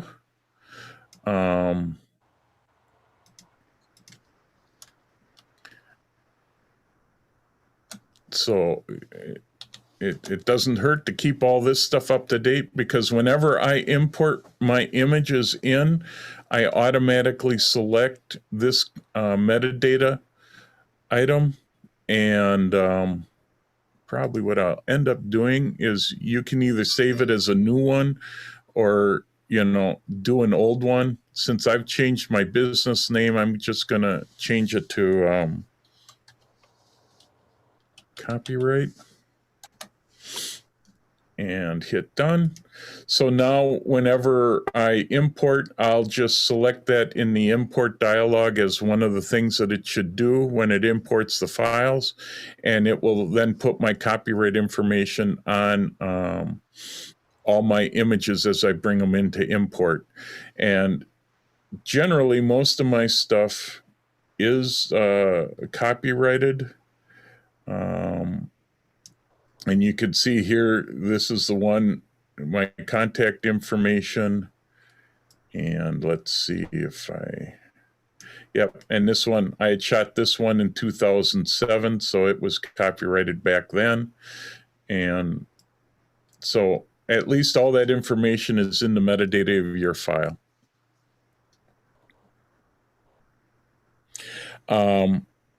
You can also add the copyright symbol. If you noticed in there, I had the copyright symbol. Let me just get back to that because I forgot to show that. you can see there's the copyright for Mac. That is option G. So they make it fairly simple to be able to add the copyright symbol. For Windows, it's Alt-Control-C should get you the copyright symbol. At least it works on my Windows 10 to get that, and for Mac, it's option G. So it's nice, easier to do that than to type out copyright on it. So just one other thing, we don't need to save that. All right, so that's pretty much the other thing that I do, if you haven't done, is, and especially too, it's something to do if your catalog is running slow, is you can optimize the catalog. This gets rid of presets, looks for problems, and will help fix things. This will normally be done whenever you back up your catalog as well.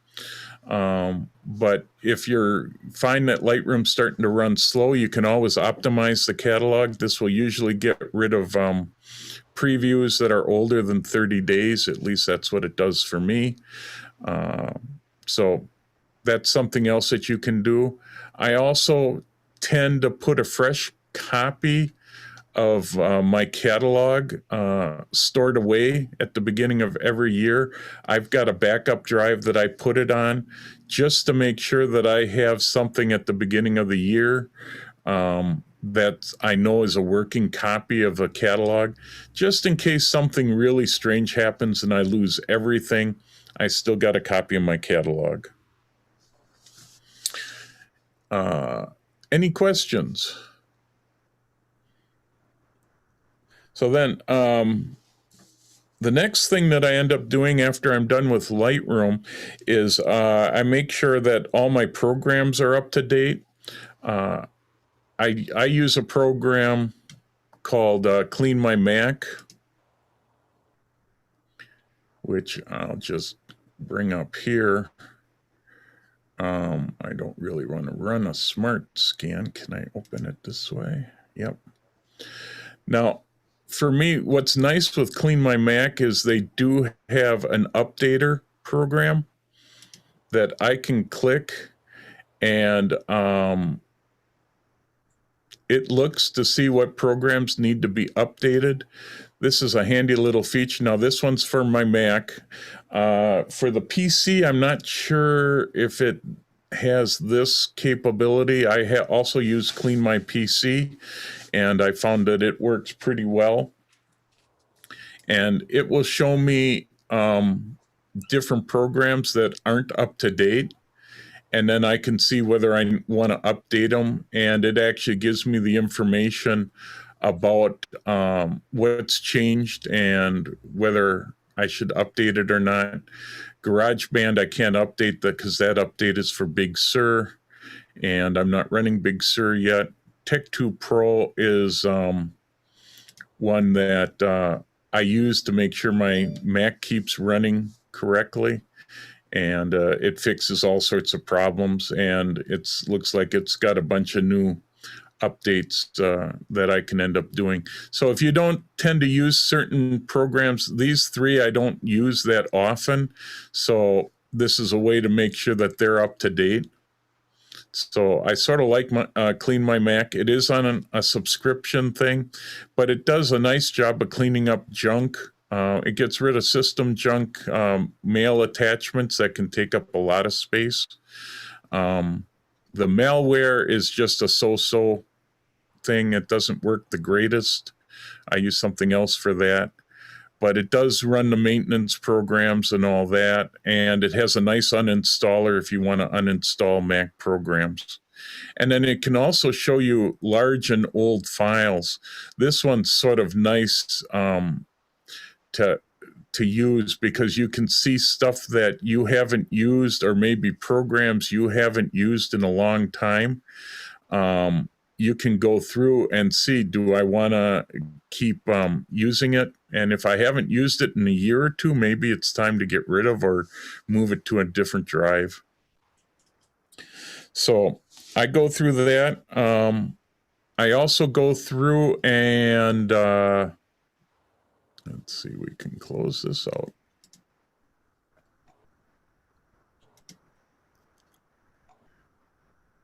I also go through my applications and look at stuff that and make a decision whether I want to keep it or not. If there's something in here that I probably haven't used in a long time, I will get rid of it, or I will move it to some other place and if it's taking up too many hard drive spaces.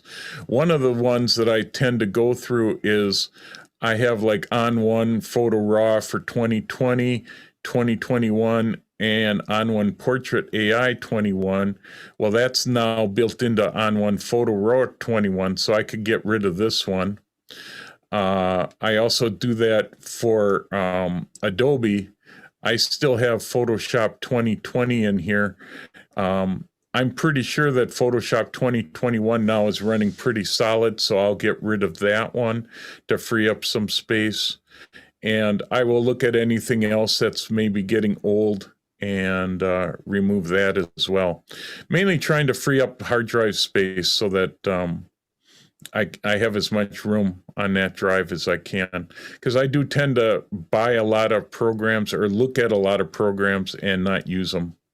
And if I figure if I haven't used them for a while, I might as well get rid of them. Hey, Jeff. Yep. You said you didn't use GarageBand. Neither do I. And I tried to delete it, and it won't let me delete it. No, yeah, GarageBand you can't delete. That's about one of the few, because that's Apple's, one that they've got in there.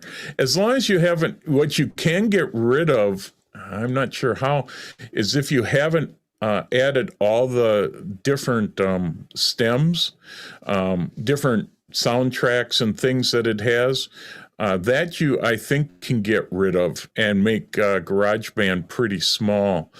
Right now, let's see, where did it go? I've never opened it or used it, so that's why I thought. Okay, so then you're pretty safe. Once you start to use it, my GarageBand's actually even a lot bigger than this because I've got all the different soundtracks downloaded. I'm using GarageBand to create slideshow music from scratch. It's a fun thing to do, and it gets me around the copyright problems on YouTube. And actually, it's sort of a relaxing thing to do on a boring afternoon. I'll sit and just throw different tracks together and create my own music. So it can be a fun program, but yeah, if you're not using it, yeah, it's one thing that you can't get rid of. Apple won't let you do that. But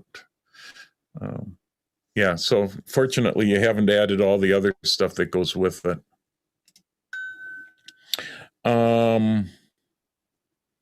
Let's see. Yep, I've gone through that. I also start to look at, first I make sure and I listen to my hard drives as they're running. If you start to hear clicks, strange noises, it could be that the hard drive is starting to wear out. I get one where you can hear it spinning, and that's when I'm going to replace it. If I'm plugging a hard drive in and out pretty often, I've gotten to the point where I replace the cables once a year because I find out that those cables seem to get bad after a little while, and that can be a problem. So the cables have gotten pretty inexpensive, so I replace those that I am plugging and unplugging all the time. How are we doing here? Whoa, I'm running longer than I thought. So that's what I do with my computer stuff. I check all the equipment over and do that. Let's see. I can stop sharing because I'm not.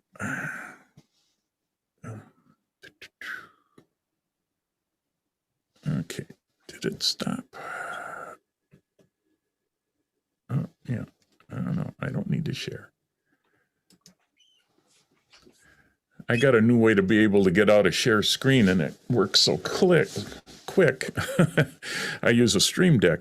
The final thing that I end up doing, and this I don't have any photos of because I couldn't get to it, but my camera equipment. I pull out all my camera equipment, lay out all the batteries. I clean the body, the lens mount, the lenses. I check the straps to see if they're starting to wear. I've gotten sometimes to the point where I see straps are starting to wear out, and so I'll replace them. I check over and make sure that all the memory cards are emptied out and ready to go. Now, if you're still shooting, that's not quite as necessary, but I've got a bunch of older cards that sometimes I still have images on, so I make sure I go and put them in to make sure first that they're working in the camera okay. Second, then I just wipe them clean, and so they're ready to go.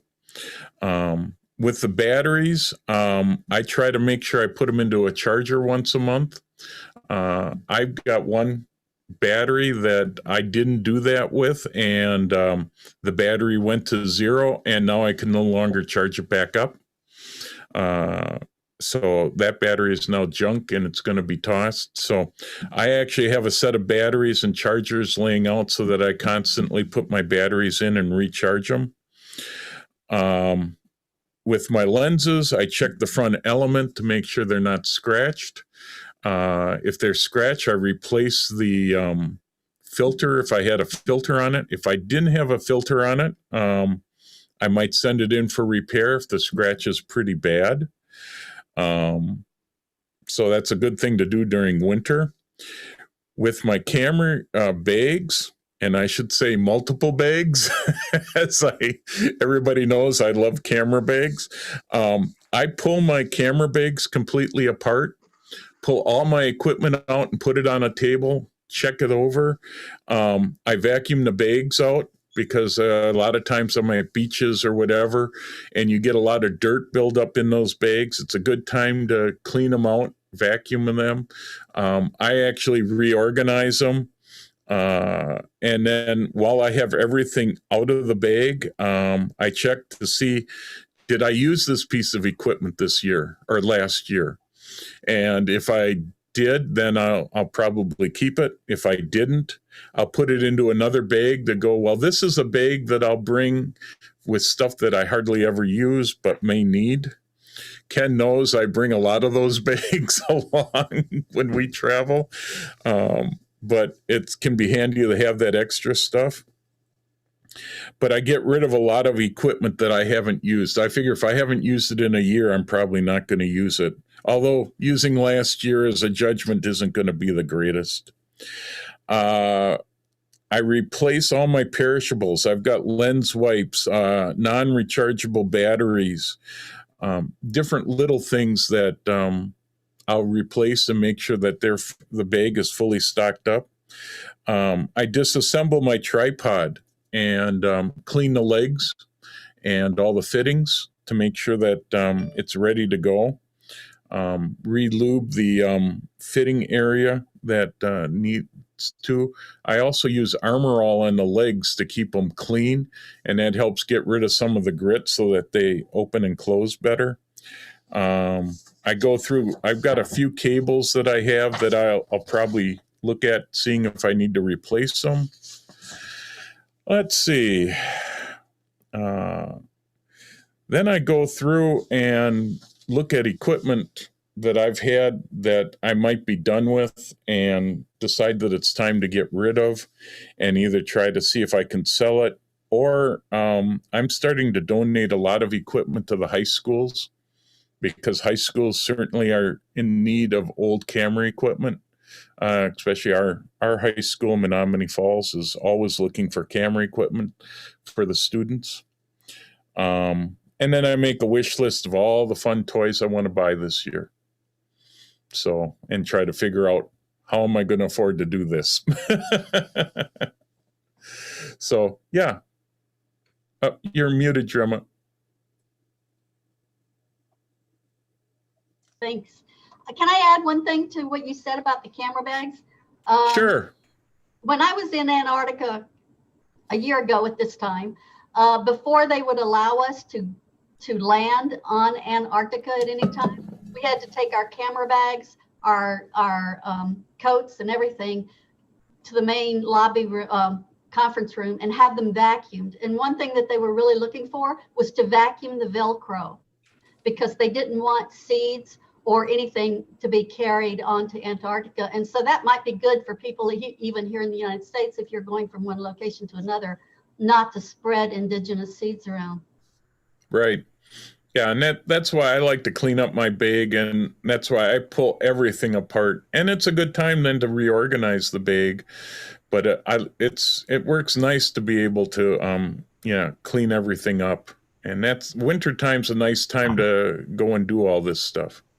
You're not out shooting every day. Yeah, Audrey. Another good place to donate if you have things is the Urban Ecology Center. A lot of us are in the Milwaukee area, and they really can use that too, as well as the school. That's excellent too. So yeah. Yep. No, it's I look for good places to donate stuff. My stuff is used up quite a bit, but it's usually good enough for a lot of students yet. And so if I can find somebody that can use it, that's great. Jeff, I don't know if I missed this, but did you mention that to change your camera's copyright information? Oh, no, I should have had that in there as well. Yeah, change your camera copyright information. That's a good spot too.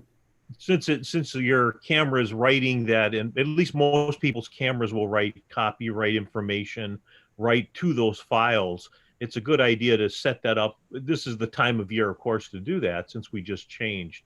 And then put 2021 as your copyright dates. Yep. I forgot about that one. I'll have to make a note and add that to my list. I do it for Lightroom. I just didn't think about it for the camera stuff. Good point. Anybody else do anything that I might have forgotten? Something to do on a cold winter day, especially going through and cleaning up your Lightroom catalog with old images. You probably can free up a lot of hard drive space. I guess, Jeff, I just mentioned if you have a website, you want to change your copyright information in your footer on that as well. Oh, yeah, that's a good point. Good. I'm glad you reminded me, because I got to do that for all the sites that I'm on. I went through and did it to the 20 some odd sites that I maintained, so I've already done that for the year. Yeah. I haven't gotten to that yet. Anybody else have any suggestions or thoughts? I'm exhausted just listening to your list, Jeff. Yep. Yeah, I know what I'm doing the next 3 months. Plus, I've got a whole other set of projects to do, so I can't wait to get to all of it. And to clean up my camera bags. I always like reorganizing my camera bag. It's sort of relaxing. And I've just cleared off a whole big table for it. So I guess that's about it. I don't have anything else. Yep, there is one in the Q&A. Oh, did I miss something? Yeah, Steve's got in there for copyright. Oh, yeah. You submit images to the Copyright Office. You want to cover that one? Yeah. If you want to be fully protected, you need to submit the images that you want to the Copyright Office. Now, it is copywritten as soon as you take the photo, but to be able to get better damages and to protect your images more, you need to submit it. Now, unfortunately, the Copyright Office has made it very difficult to submit large quantities of images. So I've actually stopped registering them with the Copyright Office, but at least if you put the copyright information on the images and you find somebody is using them without your permission, you have some recourse, and that's when you'd want to submit it to the Copyright Office to protect it even more. Prior to starting your litigation. Right, prior to starting your litigation. All right, and now they did make some more photographer friendly rules that came out later part of last year. You can look that up, and maybe we can include that in the next newsletters as far as that goes. But they kind of relax the overall requirements, but they also drop the damages quite a bit that we can actually recoup from that. Made it a little bit easier for us to go after somebody, but the big dollars aren't going to quite be there under this particular set of rules. That doesn't mean you can't still follow the original rules. Right. Yeah, they've got a new in-house what would you call it? A group of people that will help you settle some of this stuff easier than having to get a big attorney and doing it a good way. There's some good points and bad points. They passed a whole bunch of copyright rules in with the last set of COVID money going out. They snuck a bunch of copyright information in there, and I'll see if I can pull some of what the new rules are, and we can discuss that in one of the future digital forum things. That probably would be a good one. I have to research it more. I've heard good and bad about what some of these rules are. I know Nampa is happy with it, and so are a few other places. So I guess it's good to a point, but we'll see how it actually ends up working in the long run. I do know that there were a couple of lawyers out of New York that were discussing copyright law. And one of the things, there's always this question of should you put your signature on your photo? And some people say, well, that's really distracting and whatever.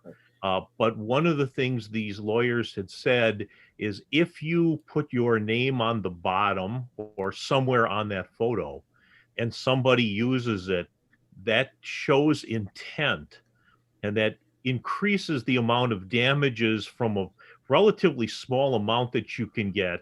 And I can't remember if he said it was $50,000 or $100,000 that it goes up to, because it shows that they understood that was your photo and they had to remove that signature. Right. Yeah, that certainly can help. Part of the amount of damages is also whether it was registered or not, is also in there. Right, and that's fees and so on are covered under that. But this would automatically give you substantially more if you didn't copyright them, because most people do not. They don't spend the time, and that's really a hassle the way it's set up now. Yeah, it is. I used to be able to copyright 2,000, 5,000 pictures in one shot, and it cost me $55, and every quarter I would just upload a couple thousand images. Now you have to have every image labeled in a spreadsheet, and it's so much more work. And then they only limit it, I think, to a couple hundred images per copyright, $55. And so, it turned into something that I stopped doing it. I've never really found anybody that infringed on my copyrights, except I think once. And so I decided just having the stuff in the metadata was good enough. I hate the signatures on the bottom corner of the picture. I think it's distracting myself, but it's a good point. It is a way to prove that it's yours, and there was more intent to it. So I put a link in the chat to an article from Petapixel that talks about this. Okay, great. I have a friend that's in Europe that's called photoclaim.com, and he's collecting, he's got a bank of lawyers that they're making quite a bit of money in Europe bringing legal cases against copyright information. They haven't made good inroads into the United States yet because of the copyright law here. But one of the biggest ways they can make money is not actually going to court, but in contacting businesses and companies that have taken and used your pictures. They contact them and get money for you as a photographer. They either ask to desist or, you know, pay up, and they actually have quite a bit of make quite a bit of money that way for photographers. So if you want to contact them and see about if you think there's photos of yours that have been stolen, that's a good way to try to get them to stop or make money off of them. I know there's a number of places that you can. Nampa has I belong to the North America Nature Photographers Group, and they're big into copyright, and they have a couple of videos on showing you how you can check to see if any of your photos are being used. And you can do a Google search on it sometimes, and sometimes I found that a bunch of my photos were being used in Europe without my permission. I just never went through.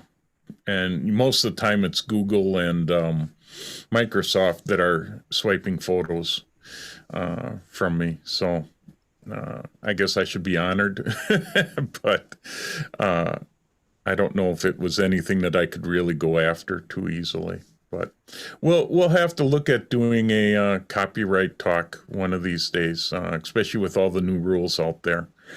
I'll do some research into it and see if we can find a few more people that know about copyright. Maybe I can find even an attorney that might talk about it a little bit. We'll see.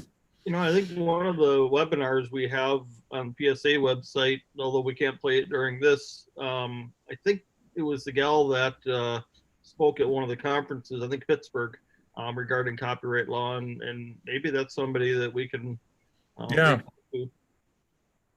Yeah, I'll take a look and see. I can always reach out and see if they'd be willing to either come on or let us at least use the video. Maybe she'll let us use her video or something. So, great. Well, yeah. One other question. Yep.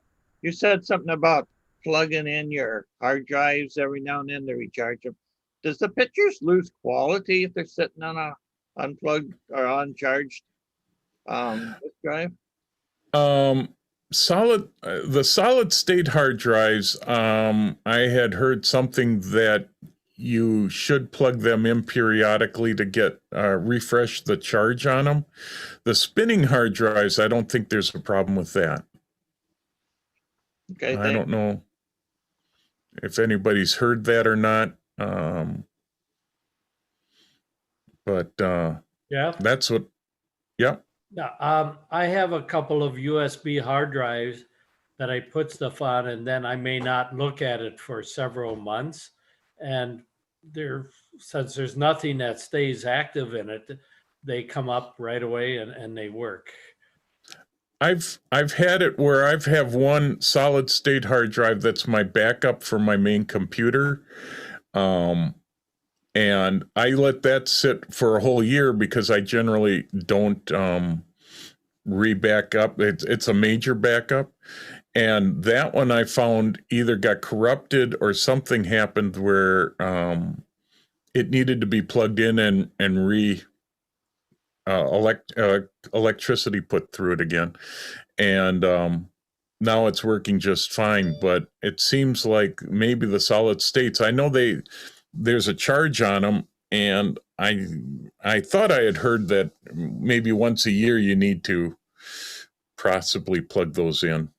I'm just curious because everything's electronics, 0 or a 1, and if you lose a couple ones to a 0, what happens if discharge? Yep.